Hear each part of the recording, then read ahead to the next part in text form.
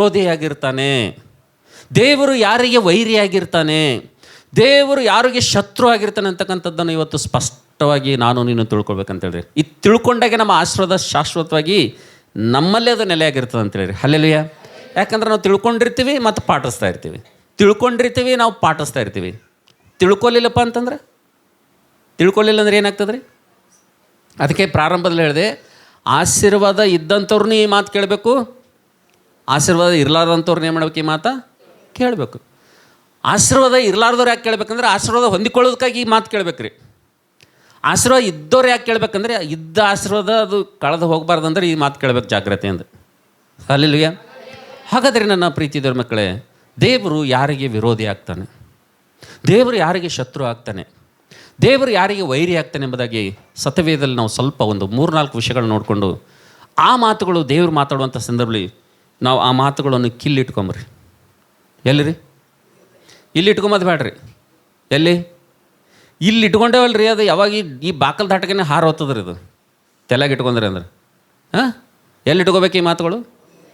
ನಿಮ್ಮ ಲೈಫಿನಾಗ ರೀ, ನಿಮ್ಮ ದೇಹದಲ್ಲಿರುವಂಥ ಉಸಿರು ಹೋಗೋತನಕ್ಕೆ ಈ ಮಾತುಗಳು, ಇವತ್ತು ಹೇಳುವಂಥ ಈ ಮಾತುಗಳು ಎಲ್ಲಿರಬೇಕು? ಕಿಲ್ಲಿ ಒಂದು ವೇಳೆ ಇಟ್ಕೊಂಡ್ರಲ್ರಿ, ನಿಮಗೆ ದೇವರ ಆಶೀರ್ವಾದ ಮಾಡ್ದನಪ್ಪ ಅಂತಂದರೆ ಅದನ್ನು ಕಿತ್ಕೊಳ್ಳೋಕ್ಕೆ, ಅದರಿಂದ ಕಸ್ಕೊಳ್ಳಿಕ್ಕೆ, ಅದನ್ನು ನಾಶ ಮಾಡಲಿಕ್ಕೆ ಯಾವ ಶಕ್ತಿಗೂ ಏನಿಲ್ಲ, ಸಾಧ್ಯ ಇಲ್ಲ. ಈ ಅಷ್ಟು ಇಂಪಾರ್ಟೆಂಟ್ ಮಾತುಗಳು ಅಂತೇಳಿರಿ. ಹಲ್ಲೆಲೂಯ. ಬನ್ನಿ ನನ್ನ ಪ್ರೀತಿದವ್ರ ಮಕ್ಕಳೇ, ದೇವರು ಯಾರಿಗೆ ವಿರೋಧಿ ಆಗ್ತಾನೆ?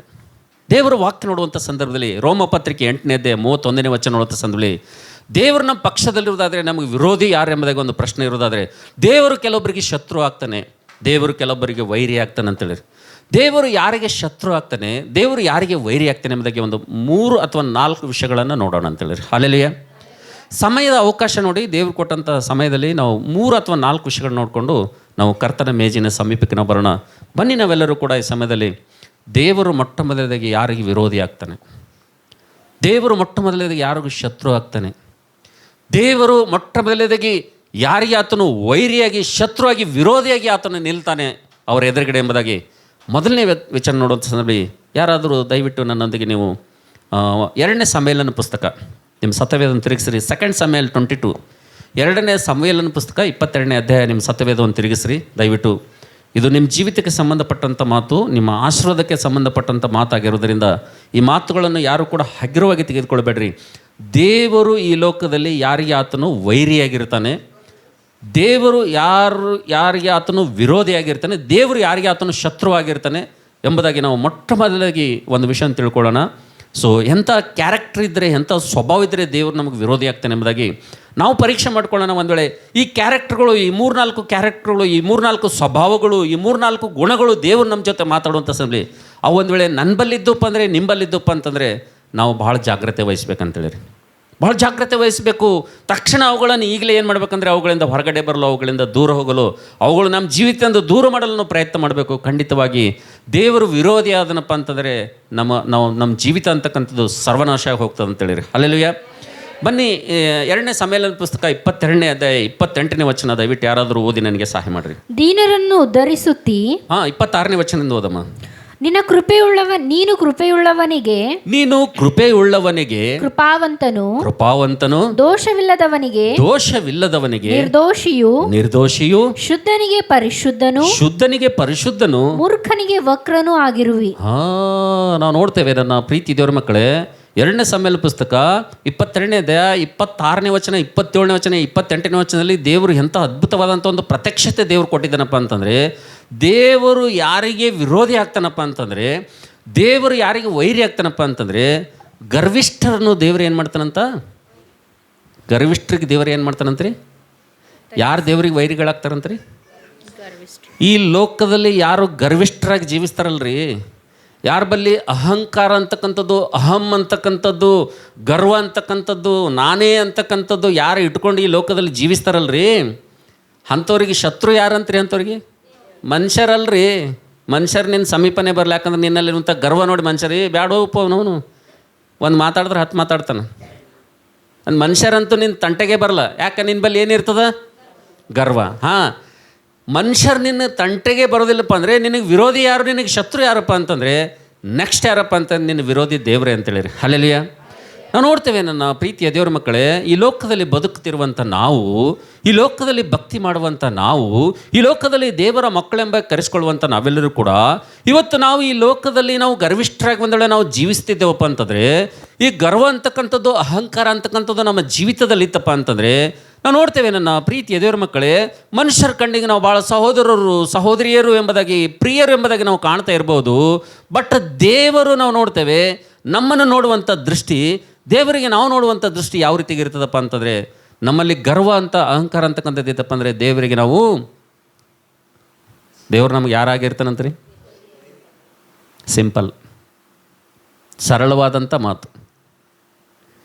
ನಾವೆಷ್ಟು ಈ ಲೋಕದಲ್ಲಿ ತಗ್ಗಿಸ್ಕೊಂಡಿರ್ತೀವೋ, ಎಷ್ಟು ಈ ಲೋಕದಲ್ಲಿ ಮತ್ತೊಬ್ಬರನ್ನು ನಮಗಿಂತಲೂ ಇವರೇ ಉತ್ತಮರೆಂಬುದಾಗಿ ನಾವು ಜೀವನ ಮಾಡ್ತೀವೋ, ನಮಗಿಂತಲೂ ಇವರು ಶ್ರೇಷ್ಠರು ಉತ್ತಮರೆಂಬುದಾಗಿ ಎಲ್ಲಿ ತನಕ ನಾವು ತಿಳ್ಕೊಳ್ತೀವೋ, ಅದರಲ್ಲಿ ಬಹಳ ದೊಡ್ಡ ಆಶೀರ್ವಾದ ಅಡಗಿದೆ ಅಂತೇಳಿರಿ. ಹಲ್ಲೆಲೂಯಾ.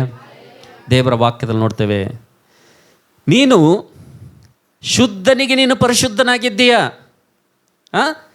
ಯಾವನು ದೋಷವಿಲ್ಲದೆ ಜೀವಿಸ್ತಾನೋ ಆತನಿಗೆ ನೀನು ನಿರ್ದೋಷಿಯಾಗಿದ್ದೀಯಾ ನೀನು. ನೋಡ್ರಿ, ಎಂಥ ಅದ್ಭುತವಾದಂಥ ಮಾತು ಬರೆದಿದೆ. ಯಾರು ಶುದ್ಧವಾಗಿ ಜೀವಿಸ್ತಾರೋ ಅವರಿಗೆ ದೇವ್ರು ಹೆಂಗೆ ಇರ್ತಾನಂತ, ಅವರಿಗೆ ದೇವ್ರನ್ನು ಪರಿಶುದ್ಧಾಗೆ ಇರ್ತಾನಂತ. ಅವ್ರ ಪಕ್ಷದಲ್ಲಿ ದೇವ್ರು ಹೆಂಗೆ ಇರ್ತಾನಂತ, ಹಂಗೆ ಬರ್ದೇನೆ ಬೈಬಲ್ನಾಗ. ನೀವು ಶುದ್ಧರಾಗಿದ್ದೀರಿ ಅಂದರೆ, ನೀವು ಪವಿತ್ರರಾಗಿದ್ದೀರಿ ಅಂದರೆ ನಾನು ನಿಮಗೆ ವಿರೋಧಿಯಾಗಿದ್ದೀನಿ ಅಂತ ಬೈಬಲ್ನಾಗ ಬರ್ದೇನೆ. ಹೆಂಗೆ ಇರ್ತಾನಂತ ದೇವ್ರವರಿಗೆ? ಶುದ್ಧರಿಗೆ ದೇವ್ರು ಹೆಂಗೆ ಇರ್ತಾನಂತ? ಪರಿಶುದ್ಧವಾಗೇ ಇರ್ತಾನಂತೆ. ಸಾತ್ವಿಕರಿಗೆ ದೇವ್ರು ಏನಾಗಿರ್ತಾನಂತ? ಸಾತ್ವಿಕನಾಗೇ ಇರ್ತಾನಂತೆ. ದೀನರಿಗೆ ದೇವ್ರು ಏನಾಗಿರ್ತಾನಂತ? ಆತನು ಕೂಡ ಕರುಣೆ ತೋರಿಸುವಂಥವನೇ ಆಗಿರ್ತಾನಂತ. ಆದರೆ ದೇವ್ರ ವಾಕ್ಯದಲ್ಲಿ ನೋಡ್ತೀವಿ, ಈ ಒಂದು ಮೂರ್ಖರಿಗೆ ಆತನು ಏನಾಗಿರ್ತಾನಂತ್ರಿ? ಏನಾಗಿರ್ತಾನಂತ್ರಿ? ಅವ್ರಿಗೆ ಕೂಡ ಏನಾಗಿರ್ತಾನಂತ? ವಕ್ರನಾಗಿರ್ತಾನಂತ. ನೀವು ಮೂರ್ಖಿದ್ದೆಲ್ಲ, ನಿನಕಿನ ಮೂರ್ಖಾಗಿ ನಿನಕಿ ಶತ್ರುವಾಗಿ ದೇವ್ರು ಏನು ಮಾಡ್ತಾನಂತ? ನಿನ್ನ ಪಕ್ಷದಾಗ ನೀನು ಯಾವ್ದಾರು ವೈರಿಯಾಗಿ ನಿಲ್ತಾನಂತ. ಹಲ್ಲೆಲೂಯಾ. ನಿನ್ನ ಮೂರ್ಖತನಕ್ಕೂ ದೇವ್ರ ವೈರಿತನಕ್ಕೂ ತಾಳೆ ಮಾಡಿದ್ರೆ ಎಲ್ಲರಿಗೂ ನಿಂದ್ರಕ್ಕಾಗ್ತದೆ ರೀ? ಸಾಧ್ಯನೇ ಇಲ್ಲ ಅಂತೇಳಿರಿ. ಅದಕ್ಕೆ ನಾವು ನೋಡ್ತೀವಿ ನನ್ನ ಪ್ರೀತಿ ದೇವರ ಮಕ್ಕಳೇ, ದೇವರು ಯಾರಿಗೆ ವೈರಿ ಆಗ್ತಾನಪ್ಪ ಅಂತಂದರೆ, ದೇವರು ಯಾರಿಗೆ ಶತ್ರು ಆಗ್ತಾನಪ್ಪ ಅಂತಂದರೆ, ಯಾರ ಹೃದಯದಲ್ಲಿ, ಯಾರ ಜೀವಿತದಲ್ಲಿ ಘಮಂಡಿ ಅಂತಕ್ಕಂಥದ್ದು, ಗರ್ವ ಅಂತಕ್ಕಂಥದ್ದು ಇರ್ತದಲ್ರಿ, ಅವರಿಗೆ ದೇವರು ವಿರೋಧಿಯಾಗಿರ್ತಾನೆ. ಇದನ್ನು ಜ್ಞಾಪಕದಲ್ಲಿ ಇಟ್ಕೋಬೇಕಂತೇಳಿ. ಹಲ್ಲೆಲೂಯಾ.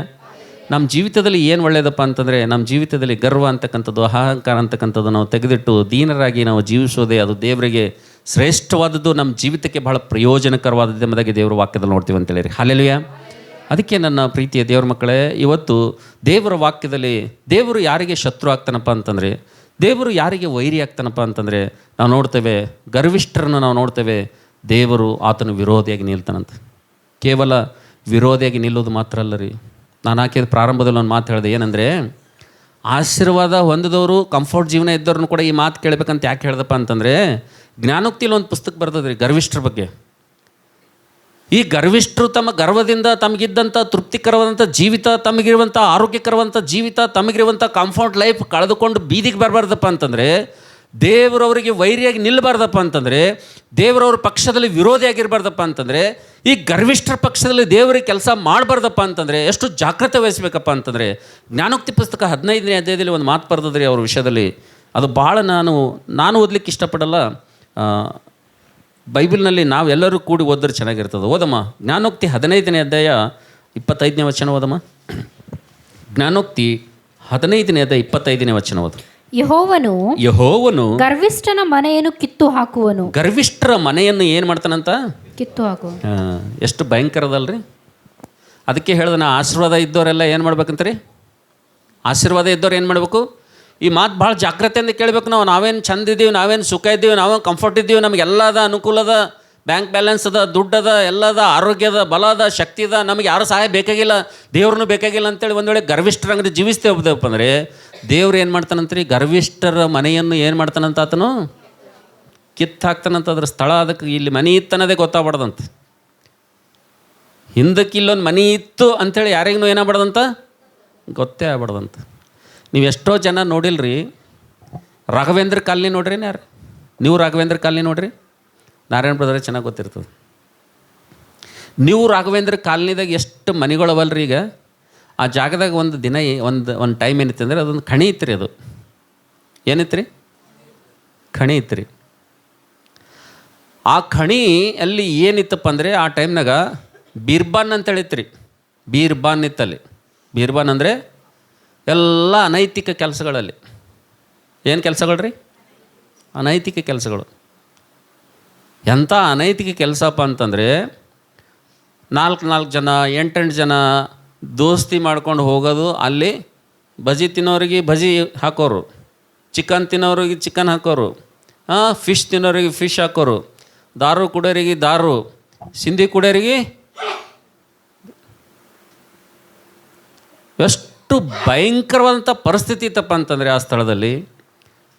ಅಲ್ಲಿರುವಂಥ ಜನರನ್ನು, ಆ ಸ್ಥಳವನ್ನು ಇವತ್ತು ಗುರುತು ಹಿಡಿಲಕ್ಕೆ ಅಲ್ಲಿ ಬೀರ್ಬನ್ ಇತ್ತು ಗುಲ್ಬರ್ಗ ಅಂತೇಳಿ ಯಾರೇ ಗುರುತು ಹಿಡಿತೀರಿ? ಯಾರೇ? ಎಂತೆಂಥ ಬಿಲ್ಡಿಂಗ್ ಆಗ್ಯಾವ್ರಿ ಇಲ್ಲಿ ಗೊತ್ತದ ನಿಮ್ಗೆ? ಎಂತೆಂಥ ಬಿಲ್ಡಿಂಗ್ ಆಗ್ಯಾವ, ಎಂತೆಂಥ ಕಟ್ಟಡ ಆಗ್ಯಾವ ನೋಡ್ರಿ. ಒಂದು ಸಲ ಹೋಗಿ ರಾಘವೇಂದ್ರ ಕಾಲನಿ ನೋಡ್ರಿ ನೀವು. ಅದಕ್ಕೆ ನಾವು ನೋಡ್ತೀವಿ, ನನ್ನ ಪ್ರೀತಿ ದೇವ್ರ ಮಕ್ಕಳೇ, ದೇವ್ರು ಒಂದೊಳ್ಳೆ ಮನಸ್ಸು ಮಾಡ್ತಾನಂದ್ರೆ ಏನು ಮಾಡ್ತಾನೆ ಗೊತ್ತದ್ರಿ? ಆತನ ಎಲ್ಲವನ್ನ ಏನು ಮಾಡ್ತಾನೆ ಅಂದರೆ ಕಿತ್ತು ಹಾಕ್ತಾನೆ ಅಂತೇಳಿ. ಅದಕ್ಕೆ ಜ್ಞಾನೋಕ್ತಿ ಪುಸ್ತಕದಲ್ಲಿ 15ನೇ ಅಧ್ಯಾಯದಲ್ಲಿ ಒಂದು ಮಾತು ನೋಡ್ತೀವಿ, ಗರ್ವಿಷ್ಠರ ಮನೆಯನ್ನು ಆತನು ಏನು ಮಾಡ್ತಾನಂತ ಆತನು ಕಿತ್ತಿ ಹಾಕ್ತಾನಂತೇಳಿ. ಅದಕ್ಕೋಸ್ಕರಾಗಿ ವಿಶ್ವಾಸಿ ಮಕ್ಕಳಾಗಿರುವಂಥ ನಾವು ಬಹು ಜಾಗರೂಕರಾಗಿರ್ಬೇಕ್ರಿ. ನಮ್ಮ ಜೀವಿತದಲ್ಲಿ ದೇವರಿಂದ ಏನಾದರೂ ನಾವು ತೃಪ್ತಿಕರವಾದಂಥ ಜೀವಿತ, ಆಶೀರ್ವಾದ ಜೀವಿತ ಹೊಂದಿದ್ದೀವಿ ಅಂದರೆ ಅದು ಹಿರಿಯರು ಅಂತಾರಲ್ಲ, ಏನು ಮಾಡ್ಬೇಕಂತ ಮುಚ್ಕೊಂಡು ತಿನ್ಬೇಕಂತಾರಲ್ಲ. ಏನೋ ಅಂತಾರಲ್ಲ ದೊಡ್ಡವರು, ದೇವ್ರು ಅರ್ಧ ರೊಟ್ಟಿ ಕೊಟ್ಟನಂದ್ರೆ ಅದು ಹೆಂಗೆ ತಿನ್ಬೇಕಂತ, ಮುಚ್ಕೊಂಡು ತಿನ್ಬೇಕಂತಾರಲ್ಲ, ಹಂಗೆ ಇರ್ಬೇಕ್ರಿ. ಹಾಗೆ ಇರ್ಬೇಕು ವಿಶ್ವಾಸಿಗಳ ಜೀವನ. ಅಂದರೆ ಇನ್ನೂ ಏನು ಮಾಡ್ತಾನೆ ಅಂದರೆ ಅವರನ್ನು ಹೆಚ್ಚು ಮಾಡ್ತಾನೆ, ಆಶೀರ್ವಾದ ಮಾಡ್ತಾನೆ ಅಂತೇಳಿರಿ. ಅಲ್ಲೆಲ್ಲೂಯ. ಸೊ ಅದಕ್ಕೋಸ್ಕರ ನನ್ನ ಪ್ರೀತಿ ದೇವ್ರ ಮಕ್ಕಳೇ, ನಮ್ಮ ಸಬ್ಜೆಕ್ಟ್ ಏನಪ್ಪ ಅಂತಂದರೆ, ನಮ್ಮ ವಿಷಯ ಏನಪ್ಪ ಅಂತಂದರೆ, ದೇವರು ಯಾರಿಗೆ ವಿರೋಧಿ, ದೇವರು ಯಾರಿಗೆ ಶತ್ರುಪ್ಪ ಅಂತಂದರೆ, ಗರ್ವಿಷ್ಠರನ್ನು ದೇವರು ಏನು ಮಾಡ್ತಾನಪ್ಪ ಅಂದರೆ ಆತನು ಗರ್ವಿಷ್ಠರಿಗೆ ದೇವರು ವಿರೋಧಿ ಆಗಿರ್ತಾನೆ ಅಂತೇಳಿರಿ. ಅದಕ್ಕೆ ನಮ್ಮ ಜೀವಿತದಲ್ಲಿ ದೇವ್ರು ನಮ್ಮ ವಿರೋಧಿ ಆಗಬಾರ್ದಪ್ಪ ಅಂತಂದರೆ, ದೇವ್ರು ನಮ್ಮ ಶತ್ರು ಆಗಬಾರ್ದಪ್ಪ ಅಂತಂದರೆ, ನಾವೇನು ಮಾಡ್ಬೇಕ್ರಿ ಈ ಲೋಕದಲ್ಲಿ? ನಾವೇನು ಮಾಡ್ಬೇಕು ಈ ಲೋಕದಾಗ? ಏನು ಮಾಡ್ಬೇಕ್ರಿ? ಹೆಂಗಿರ್ಬೇಕ್ರಿ?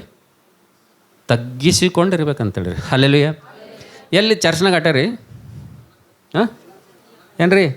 ಚರ್ಚ್ನಾಗ ಬಂದಾಗ ಆಟೆ ಏನು? ಎಲ್ಲ ಕಡೆಗೆ, ಎಲ್ಲ ಕಡೆ, ಎಲ್ಲ ಭಾಗದಲ್ಲಿ ಏನು ಮಾಡ್ಬೇಕು ನಾವು? ತಗ್ಗಿಸಿಕೊಂಡು ನಾವು ಜೀವನ ಮಾಡ್ಬೇಕಂತೇಳಿ. ನೀವು ತಗ್ಗಿಸ್ಕೊಂಡ್ರೆ ದೇವ್ರು ನಿಮ್ಮ ಜೀವನ ಏನು ಮಾಡ್ತಾನಂದು ಹೆಚ್ಚಿಸ್ತಾನೆ ಅಂತೇಳಿರಿ. ಅಲ್ಲೆಲ್ಲೂಯ. ಇದು ಮೊದಲನೇದು ಎಂಬುದಕ್ಕೆ ನೋಡ್ತೀವಿ ಅಂತೇಳಿರಿ. ಅಲ್ಲೆಲ್ಲೂಯ. ಎರಡನೇದಾಗಿ ದೇವರು ಯಾರಿಗೆ ಶತ್ರು ಆಗ್ತಾನೆ, ದೇವರು ಯಾರಿಗೆ ವೈರಿ ಆಗ್ತಾನೆ, ಒಂದು ವೇಳೆ ಈ ಸ್ವಭಾವ ನಮ್ಮಲ್ಲಿ ಇದೇನೆಂಬುದಾಗ ಒಂದು ನೋಡ್ಕೊಳ್ಬೇಕು. ಫಸ್ಟ್ ಏನು ನೋಡ್ಕೋಬೇಕಂದ್ರೆ, ನಮ್ಮಲ್ಲಿ ಗರ್ವ ಅದೇನೆ ಅಂತೇಳಿ ಫಸ್ಟ್ ನೋಡ್ಕೋಬೇಕ್ರಿ. ಗರ್ವಿಷ್ಠರಾಗಿ ನಾವು ಜೀವಿಸ್ತಾ ಇದ್ದೇವೆ ಅಂತೇಳಿ ಯಾರಾದರೂ ಒಂದ್ಸಲ ಚೆಕ್ ಮಾಡ್ಕೋಬೇಕೀಗ. ಇದು ಚೆಕ್ ಮಾಡ್ಕೊಂಡು ಸರಿ ಮಾಡಬೇಕು. ಒಂದು ವೇಳೆ ಗರ್ವ ಇತ್ತು, ಅಹಂಕಾರ ಇತ್ತು, ದಿಮ್ಮಿತ್ತಂದ್ರೆ ಏನು ಮಾಡ್ಬೇಕೀಗ? ದೇವರೇ ನಾನು ಕ್ಷಮಿಸಪ್ಪ, ನೀನು ಮಾಡುವಂಥ ಕಾರ್ಯಗಳು ಇಷ್ಟು ಭಯಂಕರ ಇರ್ತಾವಂತೇಳಿ ಇದೇ ಬೈಬಲ್ನಲ್ಲಿ ಬರೆದಂಥ ಮಾತು ಇವತ್ತು ನನಗೆ ಪ್ರತ್ಯಕ್ಷವಾಗಿ ನನಗೆ ತೋರಿಸಿದ್ದಿ. ನನಗಿಂಥ ಮಾತುಗಳು ಗೊತ್ತಿರಲಿಲ್ಲಪ್ಪ ದೇವರೇ, ನಿಮ್ಮ ದಾಸನ ಮೂಲಕವಾಗಿ ನನ್ನ ಜೊತೆ ನೀವು ಮಾತಾಡಿದ್ದೀರಿ. ಓ ದೇವರೇ, ನನ್ನ ಜೀವಿತದಲ್ಲಿ ತಗ್ಗಿಸ್ಕೊಳ್ಳುವಂಥ ಸ್ವಭಾವ, ದೀನನಾಗಿರುವಂಥ ಸ್ವಭಾವ ನನಗೆ ಕಲಿಸಪ್ಪ ಅಂತೇಳಿ ಆ ಮೇಜನ್ನು ಏನು ಮಾಡ್ಬೇಕ್ರಿ? ಮುಟ್ಟಬೇಕು, ಪರೀಕ್ಷೆ ಮಾಡ್ಕೋಬೇಕು. ಎರಡನೇದಾಗಿ ದೇವರು ಯಾರಿಗೆ ಶತ್ರು ಆಗ್ತಾನೆ, ದೇವರು ಯಾರಿಗೆ ವೈರಿ ಆಗ್ತಾನೆ. ಯಾರಾದರೂ ಯೆಶಾಯನ ಪ್ರವಾದನೆ ಪುಸ್ತಕ 63ನೇ ಅಧ್ಯಾಯ, ನಿಮ್ಮ ಸತ್ಯವೇದವನ್ನು ತಿರುಗಿಸ್ರಿ. ಯೆಶಾಯನ ಪ್ರವಾದನೆ ಪುಸ್ತಕ 63ನೇ ಅಧ್ಯಾಯ 10ನೇ ವಚನ ದಯವಿಟ್ಟು ಯಾರಾದರೂ ಓದಿ ನನಗೆ ಸಹಾಯ ಮಾಡ್ತೀರಾ? ದೇವರು ಯಾರಿಗೆ ವೈರಿ ಆಗ್ತಾನೆ, ಯಾರಲ್ಲಿ ಸ್ವಭಾವ ಇರ್ತದೋ ದೇವರು ಅವ್ರಿಗೆ ವೈರಿಯಾಗೇ ಇರ್ತಾನೆ ಅಂತೇಳಿರಿ. ಓದಮ್ಮ, ಯೆಶಾಯ 63:10. ಅವರಾದರೂ ಎದುರು ಬಿದ್ದು ಆತನ ಪವಿತ್ರಾತ್ಮನನ್ನು ದುಃಖಪಡಿಸಿದರು. ಆದರೂ ಆತನನ್ನು ಎದುರು ಬಿದ್ದು ಪವಿತ್ರಾತ್ಮನನ್ನು ದುಃಖಪಡಿಸಿದರು. ಆದುದರಿಂದ ಆತನು ಮಾರ್ಪಟ್ಟು ಅವರಿಗೆ ಶತ್ರುವಾಗಿ ತಾನೇ ಅವರೊಡನೆ ಹೋರಾಡಿದನು. ಹಲ್ಲೆಲೂಯಾ. ನೋಡ್ರಿ ನನ್ನ ಪ್ರೀತಿ ದೇವ್ರ ಮಕ್ಕಳೇ, ಯೆಶಾಯನ ಪ್ರವಾದನೆ ಪುಸ್ತಕ 63ನೇ ಅಧ್ಯಾಯ 10ನೇ ವಚನದಲ್ಲಿ ದೇವರು ಯಾರಿಗೆ ಶತ್ರು ಆಗ್ತಾನಪ್ಪ ಅಂತಂದರೆ, ಯಾರಿಗೆ ವೈರಿ ಆಗ್ತಾನಪ್ಪ ಅಂತಂದರೆ, ದೇವ್ರ ವಾಕ್ಯದಲ್ಲಿ ನೋಡ್ತೀವಿ, ಯಾರು ಪರಿಶುದ್ಧಾತ್ಮನನ್ನು ಯಾರು ನೋಯಿಸ್ತಾರಲ್ರಿ, ದೇವರ ಆತ್ಮನನ್ನು ಯಾರು ದುಃಖಪಡಿಸ್ತಾರಲ್ರಿ, ಅವರಿಗೆ ಯಾರು ವಿರೋಧಿ ಅಂತ್ರಿ? ಮನುಷ್ಯರು ಯಾರು ವಿರೋಧಿಗಳಾಗಲ್ಲ ನಿಮಗೆ. ಯಾರು ವಿರೋಧಿ ಆತಾರ್ರಿ? ಯಾರು ವಿರೋಧಿ ಆತಾರ? ಸ್ವಲ್ಪ ಜೋರಾಗಿ ಹೇಳ್ರಿ. ಹಿಂಗೆ ಹೇಳತ್ತಿರಲ್ಲ. ದೇವರು ದಯಪಾಲಿಸುವಂಥ ಪರಿಶುದ್ಧಾತ್ಮನನ್ನು ಒಂದು ವೇಳೆ ನಾವು ದುಃಖ ಪಡಿಸಿದೇವಪ್ಪ ಅಂತಂದ್ರೆ ಯಾರು ನಮಗೆ ವಿರೋಧಿ ಆಗ್ತಾರಂತ್ರಿ? ದೇವರೇ ವಿರೋಧಿ ಆಗ್ತಾನಂತ. ಅಂದರೆ ಬೈಬಲ್ನಾಗ ಒಂದು ಮಾತು ಏನು ಬಂದರೆ, ನೀವು ಈ ಲೋಕದಾಗ ಯಾರನ್ನಾದರೂ ದುಃಖಪಡಿಸಿದಾಗ ಪರಿಶುದ್ಧಾತ್ಮನನ್ನು ದುಃಖಪಡಿಸಿದ್ರೆ ಅಂದರೆ ನಿಮಗೆ ಇಹದಲ್ಲಾಗಲಿ ಪರಲೋಕದಲ್ಲಿ ಎರಡರಲ್ಲಿ ಕ್ಷಮಾಪಣೆ ಇಲ್ಲ ಅಂತ. ಅಲ್ಲೆಲ್ಲೂಯಾ. ಎಲ್ಲಿಲ್ಲಂತ್ರಿ? ಪರಿಶುದ್ಧಾತ್ಮನನ್ನು ನಾವು ಒಂದು ವೇಳೆ ದುಃಖಪಡಿಸಿದೇವಂದರೆ ಇಲ್ಲಿನೂ ಏನಿಲ್ಲ ಅಂತ, ಕ್ಷಮಾಪಣೆ ಇಲ್ಲ. ಪರಲೋಕದಲ್ಲಿ ಕೂಡ ಏನಿಲ್ಲ ಅಂತ. ಈ ಎರಡೂ ಜಾಗದಾಗ ಕ್ಷಮಾಪಣೆ ಇಲ್ಲ ಅಂದ್ರೆ ನೆಕ್ಸ್ಟ್ 3ನೇ ಸ್ಥಳ ಯಾವುದು ಇರ್ತದೆ ನಮ್ಮದು? ಎಷ್ಟು ಭಯಂಕರ ಇರ್ತದಲ್ಲ ಅದು. ದೇವ್ರು ನಮಗೆ ವಿರೋಧಿ ಆದನಂತಪ್ಪ ಅಂದರೆ ನೆಕ್ಸ್ಟ್ ಪ್ಲೇಸ್ ಯಾವ್ದು ರೀ? ಬೆಂಕಿಯ ಮಾನಂದ ಕರೆಕ್ಟ್ ಹೇಳತ್ತವಳು, ನನ್ನ ಜೊತೆ ಇದ್ದಾಳಕ್ಕೆ. ದೇವರು ನಮಗೆ ವಿರೋಧಿ ಆದನಪ್ಪ ಅಂತಂದರೆ, ದೇವರು ನಮ್ಮೊಳಗೆ ಇಟ್ಟಿರುವಂಥ, ದೇವರು ನಮಗೆ ಪರಿಶುದ್ಧಾತ್ಮನನ್ನು ಸಹಾಯಕನ ರೂಪದಲ್ಲಿ ಕೊಟ್ಟಿರುವಂಥ ಸಂದರ್ಭದಲ್ಲಿ ಆ ಪರಿಶುದ್ಧಾತ್ಮನು ಯಾವಾಗಲೂ ನಮ್ಮ ಜೊತೆನೇ ಇರ್ತಾನೆ. ಆತನು ದೇವರು ವಾಗ್ದಾನ ಮಾಡಿದಂಥ ಸಹಾಯಕನು ಎಲ್ಲಿರ್ತಾನೆ ರೀ? ಆತನು ನಮ್ಮ ಜೊತೆ ಇರ್ತಾನೆ ರೀ. ಯೇಸು ಸ್ವಾಮಿ ಏನು ಹೇಳಿದಾನೆಂದರೆ, ಹೋಗ್ತಾ ಹೋಗ್ತಾ ನಾನು ನಿಮ್ಮನ್ನು ಅನಾಥರಾಗಿ, ಯೋಹಾನ್ ಬರೆದ ಸುವಾರ್ತೆ 14ನೇ ಅಧ್ಯಾಯದಲ್ಲಿ ಈ ಮಾತು ಬರ್ತದೆ. ಏನಂತ? ಶಿಷ್ಯರೆಲ್ಲರೂ ಭಯಪಡ್ತಾ ಇರ್ತಾರೆ. ಇಷ್ಟು ದಿವಸ ನಮ್ಮ ಜೊತೆ ಇದ್ದಂಥ ರಕ್ಷಕನು ಎಷ್ಟೋ ಅದ್ಭುತಗಳು ನೋಡಿದೆವು, ಎಷ್ಟೋ ಹೊಟ್ಟೆ ತುಂಬ ಊಟ ಮಾಡಿದ್ವಿ, ಎಷ್ಟೋ ನಾವು ಆರಾಮಾಗಿದ್ದೀವಿ, ಎಲ್ಲ ಕುಷ್ಠರೋಗಿಗಳು ವಾಸಿಯಾದರು, ಕುರುಡರು ಕುಂಟರು ವಾಸಿಯಾದರು. ಇಂಥ ಅದ್ಭುತವಾದಂಥ ಒಬ್ಬ ರಕ್ಷಕನು ದೇವರು ನಮ್ಮನ್ನು ಬಿಟ್ಟು ಇವಾಗ ಹೋಗ್ತೀನಿ ಎಂಬುದಾಗಿ ಹೇಳ್ತದೆ, ನಮ್ಮ ಪರಿಸ್ಥಿತಿ ಎಂಬುದಾಗಿ ಎಲ್ಲರೂ ಭಯಪಡ್ತಾ ಇರ್ತಾರೆ. ಅಂಥ ಸಂದರ್ಭದಲ್ಲಿ ಯೇಸು ಸ್ವಾಮಿ ಒಂದು ಮಾತು ಹೇಳ್ತಾನೆ ಅಂತಾನೆ, ಪರಲೋಕಕ್ಕೆ ಹೋಗೋದಕ್ಕಿಂತ ಮುಂಚೆ ಈ ಮಾತು ಹೇಳ್ತಾನೆ, ನಾನು ನಿಮ್ಮನ್ನು ಈ ಲೋಕದಲ್ಲಿ ಅನಾಥರಾಗಿ ಬಿಡುವುದಿಲ್ಲ. ನಾನು ಹೋದ ಮೇಲೆ ನಿಮಗೆ ಬೇರೊಬ್ಬ ಸಹಾಯಕನನ್ನು ಕಳಿಸ್ತೇನೆ. ಆ ಸಹಾಯಕನು, ಆ ಆತ್ಮನು ನಿಮ್ಮ ಜೊತೆ ಇರ್ತಾನೆ ಎಂಬುದಾಗಿ ದೇವರು ವಾಗ್ದಾನ ಮಾಡಿದ್ದಾನೆ ಅಂತೇಳಿರಿ. ಹಲ್ಲೆಲೂಯಾ. ನೀವು ಯಾವತ್ತು ಪಾಪಕ್ಕಾಗಿ ಪಶ್ಚಾತ್ತಾಪಟ್ಟು ಲೋಕಕ್ಕೆ ಬೆನ್ನು ಮಾಡಿ ದೇವ್ರ ಕಡೆ ಮುಖ ಮಾಡಿ ನಡು ನೀರಿನಲ್ಲಿ ನಿಂತು ದೀಕ್ಷಾ ಸ್ನಾನ ತಗೊಂಡು ದೇವರಿಗೆ ಆಣೆ ಪ್ರಮಾಣ ಮಾಡ್ತಿರಲ್ರಿ, ಆ ನೀರಿನಿಂದ ಹೊರಗೆ ಬರೋದಕ್ಕಿಂತ ಮುಂಚಿತವಾಗಿ ದೇವ್ರ ಪರಿಶುದ್ಧಾತ್ಮ ನಿಮ್ಮೊಳಗೆ ಸಹಾಯಕನಾಗಿ ಕೊಡ್ತಾನೆ ಅಂತೇಳಿರಿ. ಹಲ್ಲೆಲೂಯಾ. ಎಷ್ಟು ಮಂದಿ ಗಮನಿಸಿರಿದು ನಮ್ಮೊಳಗೆ ಪರಿಶುದ್ಧಾತ್ಮ ಇದ್ದಾನೆ, ಸಹಾಯಕ ಇದ್ದಾನೆ ಅಂತೇಳಿ? ಎಷ್ಟು ಜನರಿಗೆ ಅನುಭವದ ಹೇಳ್ರಿ ನೋಡೋಣ. ಎಷ್ಟು ಜನರಿಗೆ ಗೊತ್ತದ ರಕ್ಷಣೆ ಹೊಂದಿದವ್ರಿಗೆ? Very good, very good. ಹಾಂ, ನೋಡ್ರಿ, ರಕ್ಷಣೆ ಹೊಂದಿದವರಿಗೆ ದೇವರು ವಾಗ್ದಾನ ಮಾಡಿದಂಥ ಆತ್ಮನು ನಮ್ಮ ಒಳಗೆ ಸಹಾಯಕನಾಗಿ ದೇವರು ಕಳಿಸ್ತಾನೆ. ಕಳಿಸಿದ ಮೇಲೆ ಆತನ ಒಂದು ಇರುವಿಕೆ ಹೆಂಗದಪ್ಪ ಅಂತಂದರೆ, ನೀ ರಕ್ಷಣೆ ಹೊಂದಿದ ಮೇಲೆ ನೀ ಪಾಪ ಮಾಡಿದಪ್ಪ ಅಂತಂದ್ರೆ ನಿನಗೆ ಬಿಟ್ಟು ಹೋಗಲ್ಲವ. ಹಲೋ, ಇಲ್ಲೇ ಇದ್ದೀರಿ? ಇಲ್ಲಿದ್ದೀರಿ? ನನ್ನ ಜೊತೆ ಇದ್ದೀರಿ? ದೇವರು ನಿಮಗೆ ಸಹಾಯಕನಾಗಿ ಕಳಿಸಂಥ ಪರಿಶುದ್ಧಾತ್ಮ ನಿಮ್ಮ ಜೊತೆ ಇರುವಂಥವನು, ಅವನು ಎಂಥವನಂದರೆ ಎಲ್ಲಿ ತನಕ ಇರ್ತಾನಂದರೆ, ನೀನು ಬೇಕೆಂದು ತಿಳಿಲಾರ್ದೇ ಒಂದು ವೇಳೆ ನೀನು ಪಾಪ ತಪ್ಪು ಮಾಡ್ತಾ ಇದ್ದಿ ಮಾಡಿದೆ ಅಂತೇಳಿ, ಆದರೆ ಆ ಒಳಗಿರುವಂಥ ದೇವರು ನಿನಗೆ ದಯಪಾಲಿಸುವಂಥ ಪರಿಶುದ್ಧಾತ್ಮ ಏನಾಗಲ್ಲ, ನಿನಗೆ ಬಿಟ್ಟು ಹೋಗಲ್ಲ. ನೀ ಅಂಥ ದುರ್ಮಾರ್ಗಿಯಾಗಿರು, ಎಷ್ಟು ಭಯಂಕರವಾದಂಥ ಪಾಪ ಮಾಡು. ಆದರೆ ಹಳೆ ಒಡಂಬಡಿಕೆಯಲ್ಲಿ ಯಾರು ತಪ್ಪು ಮಾಡ್ತಾರೆ ತಕ್ಷಣ ದೇವ್ರ ಆತ್ಮ ಬಿಟ್ಟು ಹೋಗ್ತೀನಿ ರೀ, ಶಾಶ್ವತವಾಗಿ ಇರ್ತಾ ಇರಲಿಲ್ಲ. ಈಗ ನೋಡ್ರಿ, ಈಗ ಸೌಲನಿಗೆ ದೇವ್ರ ಆತ್ಮ ಕೊಟ್ಟನು. ಏನು ಮಾಡ್ದನ್ರಿ? ಸೌಲನಿಗೆ ಏನು ಕೊಟ್ಟನು? ಅಭಿಷೇಕ ಮಾಡಿ ದೇವ್ರ ಆತ್ಮ ದಯಪಾಲಿಸಿದನು. ಆದರೆ ಸೌಲನಿಗೆ ಗೊತ್ತೇ ಆಗಲಿಲ್ಲ, ನನ್ನೊಳಗಿರುವಂಥ, ನನ್ನ ಹತ್ರ ಇರುವಂಥ ಆತ್ಮ ಅಂತಕ್ಕಂಥದ್ದು, ದೇವ್ರ ಆತ್ಮ ಅಂತಕ್ಕಂಥದ್ದು ಬಿಟ್ಟು ಹೋಗ್ಯದ ಅಂತೇಳಿ ಯಾರಿಗೆ ಗೊತ್ತಾಗಲಿಲ್ಲ? ಸೌಲನಿಗೆ ಹೊಟ್ಟೆ ಗೊತ್ತಾಗಲಿಲ್ಲ. ಗೊತ್ತಾಯ್ತು ರೀ? ಗೊತ್ತೇ ಆಗಲಿಲ್ಲ. ದೇವ್ರ ವಾಕ್ಯದಲ್ಲಿ ನೋಡ್ತೀವಿ, ದೇವ್ರು ಹೇಳ್ತಾನೆ, ನಾನು ಅವನೊಳಗಿರುವಂಥ ಆತ್ಮವನ್ನು ತೆಗೆದು ನಾನು ನನಗಿಷ್ಟಾನುಸರುವಂಥ ದಾವೀದನಿಗೆ ಅನುಗ್ರಹಿಸಿದ್ದೇನೆ ಎಂಬುದಾಗಿ ಹೇಳ್ತಾನೆ ಅಂತೇಳಿ. ಹಲ್ಲೆಲೂಯಾ. ಏನು ಮಾಡ್ತಾನೆ ರೀ? ಈ ಸೌಲನ ಬಲ್ಲಿದ್ದಂಥ ಆತ್ಮ ಯಾರ ಬಲ್ಲಿ ಹೋಯ್ತಂತ? ಹಳೆ ಕಾಲದಲ್ಲಿ, ಹಳೆ ಒಡಂಬಡಿಕೆಯಲ್ಲಿ ಪರಿಶುದ್ಧ ಆತ್ಮ ಆತನು ಟ್ರಾನ್ಸ್ಫರ್ ಆಗ್ತಾ ಇದ್ದನು, ಒಬ್ಬರಿಂದೊಬ್ಬರಿಗೆ ವರ್ಗಾವಣೆ ಆಗ್ತಾಯಿತ್ತು. ನಿನ್ನ ಬಲ್ಲಿ ಬರ್ತಾ ಇದ್ದನು, ನೀ ಜೀವನ ಚೆನ್ನಾಗಿದೆಯಾ, ನಿನ್ನ ದೇವ್ರ ಮಾತು ಕೇಳ್ತಾ ಇದೆಯಾ, ನಿನ್ನ ಜೊತೆ ಇರ್ತಾ ಇದ್ದನು, ನಿನಗೆ ಸಹಾಯ ಮಾಡ್ತಾ ಇದ್ದನು, ನಿನಗೆ ಗೈಡೆನ್ಸ್ ಮಾಡ್ತಾ ಇದ್ದನು, ಮಾರ್ಗದರ್ಶನ ಮಾಡ್ತಾ ಇದ್ದನು, ನಿನಗೆ ಆಲೋಚನೆ ಕರ್ತನಾಗಿ ಆಲೋಚನೆ ಕೊಡ್ತಾ ಇದ್ದನು. ಹಳೆ ಕಾಲದಲ್ಲಿ ನೀನು ತಪ್ಪು ಮಾಡಿದ ದಿನವೇ ಏನು ಮಾಡ್ತೀನವ? ಜಾಗ ಖಾಲಿ ಮಾಡ್ತೀನಿ. ಆದರೆ ನಮ್ಮಪ್ಪ ನಮಗೆ ಎಂಥ ಅದ್ಭುತವಾದಂಥ ಒಂದು ಸಹಾಯಕ್ಕೆ ಇವತ್ತು ಕೊಟ್ಟಿದ್ದೇನಪ್ಪ ಅಂತಂದರೆ, ಆ ಪರಿಶುದ್ಧಾತ್ಮ ದೇವರನ್ನು ಇವತ್ತು ದೇವ್ರ ವಾಕ್ಯದಲ್ಲಿ ನೋಡ್ತೀವಿ, ಆತನು ನಮ್ಮ ಮೇಲೆ ಆತನು ಮುದ್ರೆ ಹಾಕಿದ್ದೇನೆಂಬುದಾಗಿ ದೇವ್ರ ವಾಕ್ಯದಲ್ಲಿ ನೋಡ್ತೀವಿ ಅಂತೇಳಿ. ಹಲ್ಲೆಲೂಯಾ. ಹೆಂಗೆ ಹಾಕ್ಯಾನಂತೀರಿ? ಪರಿಶುದ್ಧಾತ್ಮನ ನಮ್ಮ ಮೇಲೆ ಏನು ಮಾಡ್ಯಾನಂತ? ಸೀಲ್ ಹಾಕಿದೆ. ಯಾರಿಗಾರೆ ಅಳಿಸ್ಲಿಕ್ಕೆ ಸಾಧ್ಯ ಅದ ರೀ? ಪರಿಶುದ್ಧಾತ್ಮ ದೇವ್ರು ನಮ್ಗೆ ಹೆಂಗೆ ಕೊಟ್ಟನಂತ? ಸೀಲ್ ರೂಪದಲ್ಲಿ ನಾವು ನೋಡ್ತೇವೆ. ಪರಿಶುದ್ಧಾತ್ಮ ದೇವ್ರನ್ನ ಇವತ್ತು ನಮಗೆ ಏನು ಮಾಡಿದಾನಂತ? ದೇವರು ಮೂರನೇದಾಗಿ ಅನುಗ್ರಹಿಸಿದ್ದಾನಂತ. ಅದಕ್ಕೆ ದೇವ್ರ ವಾಕ್ಯದಲ್ಲಿ ಪರಿಶುದ್ಧಾತ್ಮನನ್ನು ಏನು ಮಾಡಬೇಡ್ರಿ, ದುಃಖಪಡಿಸ್ಬೇಡ್ರಿ. ಆ ಪರಿಶುದ್ಧಾತ್ಮ ನಿಮ್ಗೆ ಏನು ಮಾಡ್ತಾನಂದರೆ, ನೀವು ದುಃಖದಲ್ಲಿರುವಾಗ, ನೀವು ಕಣ್ಣೀರಿನಲ್ಲಿರುವಾಗ, ನೀವು ವೇದನೆಯಲ್ಲಿರುವಾಗ, ನೀವು ಬಾಧೆಯಲ್ಲಿರುವಾಗ, ಮನುಷ್ಯರ ಎದುರುಗಳೇ ನೀವು ಹೇಳಿಕೊಳ್ಳಲಾರದಂಥ ಪರಿಸ್ಥಿತಿಯಲ್ಲಿ ಬಿದ್ದು ಒದ್ದಾಡುವಂಥ ಸಂದರ್ಭದಲ್ಲಿ, ದಿಕ್ಕು ಕಾಣೋಂಥ ಪರಿಸ್ಥಿತಿಯಲ್ಲಿ ನಿಮಗೆ ಯಾರಾದರೂ ಸಹಾಯಕ ಇರ್ತಾರಪ್ಪ ಅಂದರೆ ಈ ಸಹಾಯಕನೇ ಇರ್ತಾನೆ ನಿಮ್ಮ ಜೊತೆಗೆ. ಯಾರು? ಈ ಹೋಲಿ ಸ್ಪಿರಿಟ್ ಅಂತಕ್ಕಂಥದ್ದು, ಪರಿಶುದ್ಧ ಆತ್ಮ ಅಂತಕ್ಕಂಥದ್ದು, ದೇವರು ದಯಪಾಲಿಸುವಂಥ ಪವಿತ್ರ ಆತ್ಮ ಅಂತಕ್ಕಂಥದ್ದೇ ನಿಮ್ಮ ಜೊತೆಗಿರ್ತಾನೆ.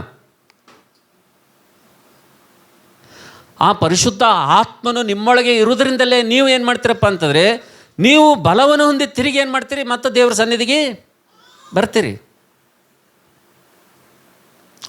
ಇವತ್ತು ನಮಗೊಂದು ಒಳ್ಳೆಯ ಸಂಗತಿ ಏನಪ್ಪ ಅಂತಂದರೆ, ಇವತ್ತಿನ ಕಾಲದಲ್ಲಿ ದೇವರು ನಮಗೆ ಪರಿಶುದ್ಧಾತ್ಮನನ್ನು ಕೃಪೆಯಲ್ಲಿ ಅನುಗ್ರಹಿಸಿರುವಂಥ ಸಂದರ್ಭದಲ್ಲಿ, ನಾವು ಪಾಪ ಮಾಡಿದಂಥ ಸಂದರ್ಭದಲ್ಲಿ ಪರಿಶುದ್ಧಾತ್ಮ ನಮ್ಮನ್ನು ಬಿಟ್ಟು ಹೋಗೋದಿಲ್ಲ ಅಂತೇಳಿ.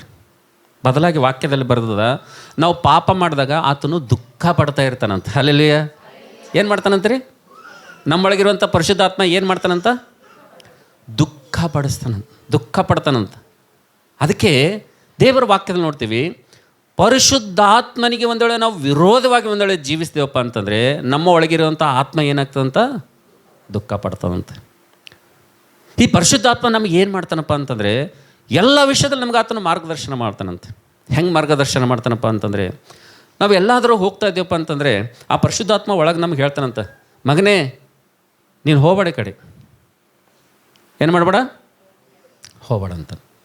ಒಳಗೆ ಏನು ಮಾಡ್ತಾನಂತವ? ಗೈಡೆನ್ಸ್ ಮಾಡ್ತಾನಂತ, ಆಲೋಚನೆ ಕೊಡ್ತಾನಂತ. ನಾವು ತಪ್ಪಾದಂಥ ಮಾತುಗಳು ನಾವು ಬಾಯಿಂದ ಆಡ್ತಾ ಇದ್ದೀವಿ ಅಂದರೆ, ಪರಿಶುದ್ಧಾತ್ಮ ದೇವ್ರು ನಮಗೆ ಎಚ್ಚರಿಸ್ತಾನಂತ. ಏನಂತಾನಂತ? ಮಗನೇ ಈ ಮಾತು ಆಡಬೇಡ, ಈ ಮಾತು ಆಡಬೇಡ, ನಿನ್ನ ಬಾಯಲ್ಲಿ ನಿಂಥ ಮಾತುಗಳು ಬರಬಾರ್ದು, ನೀ ಇಂಥ ಮಾತೇ ಆಡಬಾರ್ದು ಅಂತ ಅವ ಹೇಳ್ತಾನಂತ ಒಳಗೆ.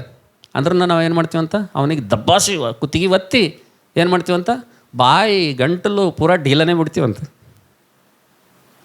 ಏನ್ರಿ? ಜೊತೆ ಇರುವ ಸಹೋದರರನ್ನು, ಜೊತೆ ಇರುವಂಥ ಸಹೋದರಿಯನ್ನು, ನಮ್ಮ ಜೊತೆ ಇದ್ದು ರಕ್ಷಣೆ ಒಂದೇ ಮೇಜಿನಲ್ಲಿ ಪಾಲು ತೀರ್ಕೊಳ್ಳುವಂಥ ನಮ್ಮ ಜೊತೆ ಇದ್ದವ್ರೂ ಹಗುರವಾಗಿ ಬಾಯಿ ಢೀಲ ಬಿಟ್ಟು ಏನು ಮಾಡ್ತೀವಿ ರೀ? ಎಲ್ಲರ ಬಗ್ಗೆ ಏನು ಮಾಡ್ತೀವಿ? ಕೆಲವೊಂದು ಸಲ ಅದೇ ಕೆಲಸ ಇರ್ತದೆ. ಯಾವುದು ಕೆಲಸ? ಚರ್ಚ್ನಾಗಿದ್ದಂಥ ವಿಶ್ವಾಸಿಗಳು, ಸ್ತ್ರೀಯರದು ಪುರುಷರದೇ ಚರ್ಚೆ ಇರ್ತದೆ ಕೆಲವೊಂದು ಸಲ ನಮ್ಮ ಕುಟುಂಬದಾಗ. ಹೌದಲ್ಲ? ಹಾಂ, ಆ ಪಾಸ್ಟ್ರ್ ಹಂಗೆ, ಆ ಪಾಸ್ಟ್ರ್ ನೆತ್ತಿ ಹಿಂಗೆ, ಆ ಪಾಸ್ಟ್ರ್ ಮಕ್ಕಳು ಹಿಂಗೆ, ಆ ಚರ್ಚ್ ಹಿಂಗೆ, ಆ ಚರ್ಚ್ನಾಗ ಬರೋರೆಲ್ಲ ಹಿಂಗೆ, ಆ ಚರ್ಚಿಗೆ ಬರೋರೆಲ್ಲ ಹಂಗೆ. ಇದೆಲ್ಲ ಪರಿಶುದ್ಧ. ಆಡಬೇಡೋ ಯಪ್ಪ, ಮಾತಾಡಬೇಡೋ ಯಪ್ಪ, ನೀ ಆಡುವ ಪ್ರತಿಯೊಂದು ಮಾತಿಗೆ ನ್ಯಾಯ ತೀರ್ಪಿನ ದಿನ ಲೆಕ್ಕ ಬರ್ತದೋ ಯಪ್ಪ, ದೇವ್ರು ಬರೀತಾನಪ್ಪ ಅಂತ ಒಳಗೆ ಹೇಳ್ತಾನಲ್ರಿ. ಪರಿಶುದ್ಧಾತ್ಮನ ಕೆಲಸ ಏನಂದರೆ, ನಾವು ಹೋಗಬಾರ್ದಂಥ ಸ್ಥಳಕ್ಕೆ ಹೋದ್ರೂ ಕೂಡ ಅವ ಏನು ಮಾಡ್ತಾನೆ? ದುಃಖ ಪಡ್ತಾನೆ, ಎಚ್ಚರಿಸ್ತಾನೆ. ನಾವು ಕೇಳಲ್ಲ. ಆಡಬಾರ್ದಂಥ ಮಾತುಗಳನ್ನು ಆಡಿದ್ರೂ ಕೂಡ ನಮಗೇನಾಗ್ತದೆ? ಅವಾಗ ಆಡ್ತೀವಿ, ಆಮೇಲೆ ನಾವು ಮನೆಗೆ ಕುಂತಾಗ ಮತ್ತೊಂದು ಸಲ ಆಲೋಚನೆ ಕೊಡ್ತಾನೆ, ನಾ ಆಡಬಾರ್ದಾಗಿತ್ತು ಅಂತೇಳಿ ಅವ್ನ ಮನಸ್ಸಿಗೆ ಅನ್ನಿಸ್ತದೆ. ಈ ಕೆಲಸ ಯಾರು ಮಾಡೋದ್ರಿ? ಯಾರು ಮಾಡ್ತಾರೆ ಈ ಕೆಲಸ? ದೇವರು ದಯಪಾಲಿಸಿರುವಂಥ ಪರಿಶುದ್ಧಾತ್ಮನೇ ಮಾಡ್ತಾನೆ. ಈ ರೀತಿಯಾಗಿ ನಾವು ಹೋಗಬಾರ್ದಂಥ ಸ್ಥಳಗಳಿಗೆ ಹೋಗಬೇಡ ಅಂತತಾನ, ಮಾತಾಡಬಾರ್ದಂಥ ವಿಷಯಗಳನ್ನು ಮಾತಾಡಬೇಡ ಅಂತಾನ, ಕಣ್ಣಿನಿಂದ ನೋಡಬಾರ್ದಂಥ ಸಂಗತಿಗಳು ನೋಡಬೇಡ ಅಂತ ಹೇಳ್ತಾನೆ. ಇಷ್ಟೆಲ್ಲ ಗೈಡೆನ್ಸ್ ಮಾಡುವಂಥ ಪರಿಶುದ್ಧಾತ್ಮನನ್ನು ನಾವೊಂದು ವೇಳೆ ದುಃಖ ಪಡಿಸಿದೇವಪ್ಪ ಅಂತಂದರೆ, ದೇವ್ರು ಏನಾಗ್ತಾನಂತ್ರಿ? ದೇವ್ರು ನಮ್ಗೆ ಏನಾಗ್ತಾನಂತ? 100%, 101% ಬರೆದಿಟ್ಕೋರ್ಬೇಕಾದ್ರೆ ನಿಮ್ಮ ಪುಸ್ತಕದಾಗ, ನಿಮ್ಮ ಬೈಬಲ್ನಾಗ ಬರೆದಿಟ್ಕೋರಿ. ಪರಿಶುದ್ಧ ಆತ್ಮನಿಗೆ ಯಾರು ವಿರೋಧಿಸ್ತಾರೋ, ಆತನನ್ನು ದುಃಖಪಡಿಸ್ತಾರೋ, ಆತನ ಈಗ ನಿನ್ನನ್ನು ಬಿಟ್ಟು ಹೋಗೋದಿಲ್ಲ. ಅದರ ತೀವ್ರತೆ ಹೆಂಗಿರ್ತಂದರೆ, ಅಷ್ಟು ಅದರ ರಿಸಲ್ಟ್ ಹೆಂಗಿರ್ತದಂದರೆ, ಬರೋ ದಿನಮಾನಗಳಲ್ಲಿ ಅದು ಭಾಳ ಭಯಂಕರವಾಗಿರ್ತದೆ ಅಂತೇಳಿ. ಹಲ್ಲೆಲೂಯಾ. ನಾವು ನೋಡ್ತೇವೆ ದೇವ್ರ ವಾಕ್ಯದಲ್ಲಿ, ಯೆಶಾಯನ ಪುಸ್ತಕ 63ನೇ ಅಧ್ಯಾಯ 10ನೇ ವಚನದಲ್ಲಿ, ಅವರಾದರೂ ನನ್ನ ಆತ್ಮಕ್ಕೆ ವಿರುದ್ಧವಾಗಿ ಅವರು ಎದ್ದರು, ನನ್ನ ಆತ್ಮನಿಗೆ ಅವರು ಒಳಗಾಗಲಿಲ್ಲ, ಅದಕ್ಕೋಸ್ಕರ ಅವರಿಗೆ ನಾನೇ ವಿರೋಧಿಯಾಗಿ, ಶತ್ರುವಾಗಿ ಅವ್ರ ಜೊತೆ ಹೋರಾಡಿ ಅವರಿಗೆ ವೈರಿಯಾಗಿದ್ದೇನೆ ಎಂಬುದಾಗಿ ದೇವರು ಹೇಳ್ತಾ ಇದ್ದಾನೆ ಅಂತೇಳಿ. ಹಲ್ಲೆಲೂಯಾ. ಅದಕ್ಕೋಸ್ಕರ ಈಗ ನಾವು ಪ್ರೀತಿ ದೇವ್ರ ಮಕ್ಕಳೇ, ದೇವರು ಎರಡನೇದಾಗಿ ಯಾರಿಗೆ ವಿರೋಧಿ ಆಗ್ತಾನಪ್ಪ ಅಂದರೆ, ಯಾರಿಗೆ ಶತ್ರು ಆಗ್ತಾನಪ್ಪ ಅಂತಂದರೆ, ಯಾರು ಪರಿಶುದ್ಧಾತ್ಮನಿಗೆ ವಿರುದ್ಧವಾಗಿ ಮಾತಾಡ್ತಾರೋ, ವಿರುದ್ಧವಾಗಿ ಹೋಗ್ತಾರೋ, ಪರಿಶುದ್ಧಾತ್ಮ ದೇವರು ಮಾಡಬೇಡ ಎಂಬುದ ಕೆಲಸ ಯಾರು ಮಾಡ್ತಾರೋ ಅವ್ರಿಗೆ ದೇವ್ರು ಏನು ಮಾಡ್ತಾನೆ? ಅವರಿಗೆ ನೇರವಾಗಿ ಶತ್ರು ಆಗ್ತಾನೆ. ಅದಕ್ಕೆ ನಮ್ಮೊಳಗಿರುವಂಥ ಸ್ವರವನ್ನು ನಾವು ಕೇಳಬೇಕ್ರಿ. ಏನು ಮಾಡ್ಬೇಕ್ರಿ? ದೇವರು 2 ಕಿವಿ ಯಾಕೆ ಕೊಟ್ಟನಂತ ಒಬ್ರಿಗೆ ಕೇಳಿದ್ರಂತ. ಪಾಸ್ಟ್ರ್ ಕೇಳಿದ್ರಂತ ಒಬ್ಬ ವಿಶ್ವಾಸಿಗೆ, ತಮ್ಮ ಹೇಳೋ 2 ಕಿವಿ ದೇವ್ರು ಯಾಕೆ ಕೊಟ್ಟನ? 2 ಕಿವಿ ಯಾಕೆ ಕೊಟ್ಟನ ಹೇಳೋಣ ಬಂದನಂತ ಪಾಸ್ಟ್ರ್. ಅವ ಹೇಳ್ದನಂತ ಅವನ ತಮ್ಮ, ಏನಿಲ್ಲ ಪಾಸ್ಟ್ರೆ, ಸಿಂಪಲ್ ಅದ, ಈ ಕಿವಿಯಿಂದ ಕೇಳೋದು, ಈ ಕಿವಿಯಿಂದ ಬಿಡೋದು ಕೊಟ್ಟನಂತ. ಅದಕ್ಕೆ ಈ ಕಿವಿಯಿಂದ ಕೇಳಿ ಈ ಕಿವಿಯಿಂದ ಬಿಡೋದು ಕೊಟ್ಟನಂತ ಹೇಳ್ದನಂತ. ದೇವ್ರು ಅದಕ್ಕಾಗಿ ನಮ್ಮ ಕಿವಿ ಕೊಟ್ಟಿಲ್ಲ ರೀ, ಹಂಗೆ ತಿಳ್ಕೊಂಡಂಗೆ. ಆ ತಮ್ಮ ತಿಳ್ಕೊಂಡಾಗ ನಾವು ನೀವು ತಿಳ್ಕೊಂಡಾಗ ಅದಕ್ಕಾಗಿ ಎರಡು ಕಿವಿ ಕೊಟ್ಟಿಲ್ಲ. ಎರಡು ಕಿವಿ ಯಾಕೆ ಕೊಟ್ಟಂತ ದೇವ್ರಂದರೆ, ಒಂದು ಕಿವಿಯಿಂದ ನಾವು ನಮ್ಮ ಸ್ವರ ನಾವೇ ಕೇಳಬೇಕ್ರಿ. ಏನು ಮಾಡಬೇಕು? ಒಂದು ಕಿವಿಲಿಂದ ಏನು ಕೇಳಬೇಕು?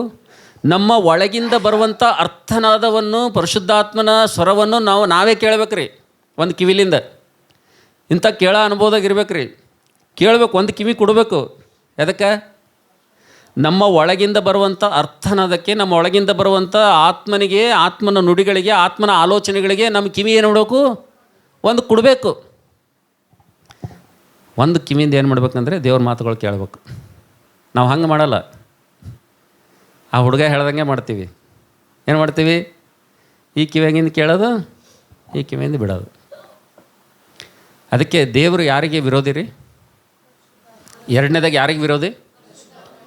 ಪರಿಶುದ್ಧ ಆತ್ಮನ ಒಳಗೆ ದೇವರು ನಮಗೆ ದಯಪಾಲಿಸಿದ್ದಾನೆ. ಆ ಆತ್ಮನ ನಮ್ಮ ಜೊತೆ ಇರ್ತಾನೆ. ರಕ್ಷಣೆ ಹೊಂದಿದಂಥವ್ರ ಜೊತೆ ಆತನಿಗೆ ಏನು ಮಾಡಬಾರ್ದು? ನಾವು ದುಃಖಪಡಿಸಬಾರ್ದು. ಯಾಕಂದರೆ ಆತನು ಎಂಥ ಮನುಷ್ಯ, ಎಂಥ ದೇವ್ರಂದರೆ ನಮ್ಮ ದುಃಖದಲ್ಲಿ ನಮಗೆ ಆದರಣೆ ಕೊಡುವಂಥವನಾಗಿದ್ದಾನೆ ಅಂತೇಳಿ. ಹಲ್ಲೆಲೂಯಾ.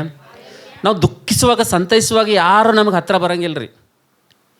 ಕೆಲವೊಂದು ಸಲ ರಾತ್ರಿ ಬೆಡ್ ಮೇಲೆ ನಾವು ಮಲ್ಕೊಂಡು ನಾವು ಅನೇಕ ಸಂಗತಿಗಳನ್ನ ನೆನೆಸಿ ಅಳುವಂಥ ಸಂದರ್ಭದಲ್ಲಿ ಯಾರು ಸಂತೈಸ್ಲಿಕ್ಕೆ ಬರ್ತಾರೆ ರೀ? ಹೋಲಿ ಸ್ಪಿರಿಟ್ ಮಾತ್ರ ಇರ್ತಾನೆ ನಮ್ಮ ಜೊತೆಗೆ. ಪರಿಶುದ್ಧಾತ್ಮನ ಅದಕ್ಕೆ ಸಕಲ ವಿಧವಾಗಿ ನಿಮಗೆ ಸಂತೈಸ್ತಾನಂತ ದೇವ್ರು ಹೇಳಿದಾನೆ ರೀ. ಆತನ ನಮ್ಮ ಜೊತೆ ಇರ್ತಾನಂತೇಳಿ. ಆತನಿಗೆ ವಿರುದ್ಧವಾಗಿ ನೀನು ನಾನು ಜೀವಿಸ್ದೇವ, ಆತನ ಸ್ವರ ನಾವು ಒತ್ತಿ ಹಿಡ್ದೇವಾ, ಆತನ ಮಾತು ಕೇಳಲಿಲ್ವಾ, ನೆಕ್ಸ್ಟ್ ಏನಂದರೆ ದೇವ್ರು ನಮಗೆ. ಅದಕ್ಕೆ ನನ್ನ ಪ್ರೀತಿ ದೇವ್ರ ಮಕ್ಕಳಿಗೆ ಜಾಗ್ರತೆ ಎಂದಿರಿ. ಎಷ್ಟು ಜನ ರಕ್ಷಣೆ ಹೊಂದಿದ್ದೀರಿ? ಎಲ್ಲರ ಒಳಗೆ ಪರಿಶುದ್ಧಾತ್ಮನು ಇದ್ದಾನೆ ಒಳಗೆ. ನಂಬ್ರಿ ಮಾತು. ನಂಬಿಲ್ಲ ಅಂದ್ರೆ ಇವತ್ತಿನ ನಂಬ್ರಿ. ನೀವು ಯಾರಿದ್ದಾರೆ ನಿಮ್ಮ ಜೊತೆಗೆ? ಪರಿಶುದ್ಧಾತ್ಮನು ಯಾವಾಗಲೂ ನಿಮ್ಮ ಜೊತೆ ಇರ್ತಾನಂತೇಳಿ. ಇದು ನೆನಪಿಟ್ಕೋರಿ ನೀವು. ಆತನನ್ನು ಸನ್ಮಾನಿಸೋದನ್ನು, ಗೌರವಿಸೋದನ್ನು, ವಿಧೇಯರಾಗೋದನ್ನು ಕಲಿಯೋಣ ಅಂತೇಳಿ. ಹಲ್ಲೆಲೂಯಾ. ಪರಿಶುದ್ಧಾತ್ಮನಿಗೆ ವಿರುದ್ಧವಾಗಿ ನಾವು ಮಾತಾಡೋದಾಗಲಿ ಯಾವುದೇ ಕೆಲಸ ನಾವು ಮಾಡಬಾರ್ದು. ಮಾಡಿದ್ವಿ ಅಂದರೆ ಏನಾಗ್ತದೆ ರೀ? ದೇವ್ರು ಏನಾಗ್ತಾನೆ? ನಮಗೆ ಶತ್ರು ಆಗ್ತಾನೆ, ವಿರೋಧಿ ಆಗ್ತಾನೆ. ಹಲ್ಲೆಲೂಯಾ. ಕೊನೆಯದಾಗಿ ಒಂದು ನೋಡಿ ನಾವು ಹೋಗೋಣ ಪ್ರಾರ್ಥನೆಯಲ್ಲಿ. ರೋಮ ಪತ್ರಿಕೆ 8ನೇ ಅಧ್ಯಾಯದ ಕಡೆಗೆ ಸತ್ಯವನ್ನು ತಿರುಗಿಸಿರಿ. ಮೂರನೇದಾಗಿ ದೇವರು ಯಾರಿಗೆ ಶತ್ರು ಆಗ್ತಾನೆ? ಮೂರನೇದಾಗಿ ದೇವರು ಯಾರಿಗೆ ಶತ್ರು ಆಗ್ತಾನೆ, ಯಾರಿಗೆ ವೈರಿ ಆಗ್ತಾನೆ, ಯಾರ ಎದುರುಗಡೆ ವೈರಿಯಾಗಿ ನಿಲ್ತಾನೆ? ರೋಮ ಪತ್ರಿಕೆ 8ನೇ ಅಧ್ಯಾಯ 7ನೇ ವಚನ ಓದಿ ನನಗೆ ಸಹಾಯ ಮಾಡಮ್ಮ. ಯಾಕೆಂದರೆ ಶರೀರದ ಭಾವದವುಗಳ ಮೇಲೆ ಮನಸ್ಸಿಡುವುದು ದೇವರಿಗೆ ಶತ್ರುತ್ವವು. ಅಬ್ಬಾ, ಎಂಥ ಮಾತು ಬರ್ತದಲ್ರಿ.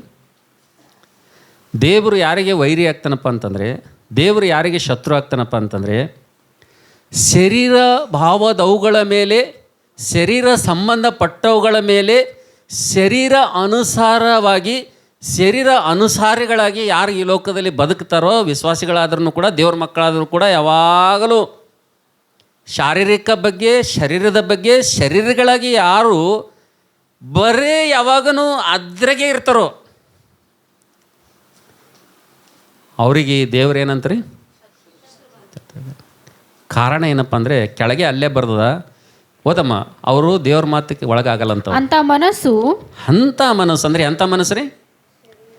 ಶರೀರ ಭಾವದವುಗಳ ಮೇಲೆ ಇಡುವಂಥವರ ಮನಸ್ಸು, ಅಂತ ಮನಸ್ಸು ದೇವರ ನಿಯಮಕ್ಕೆ ಒಳಪಡುವುದಿಲ್ಲ, ಒಳಗಾಗೋದೂ ಇಲ್ಲ. ಯಾರು ಶರೀರ ಅನುಸಾರಿಗಳಾಗಿರ್ತಾರಲ್ರಿ, ಅವರು ಏನು ಕೇಳಲ್ಲಂತ್ರಿ? ಯಾರಿಗೆ ಒಳಗಾಗಲ್ಲಂತವ್ರು? ದೇವರ ನಿಯಮಕ್ಕೆ. ಸಾಧ್ಯನೇ ಇಲ್ಲ. ಯಾರಾದರೂ ಇದ್ದೀರಾ ಹಂಗಿಲ್ಲಿ? ಯಾರಿದ್ದೀರಾ?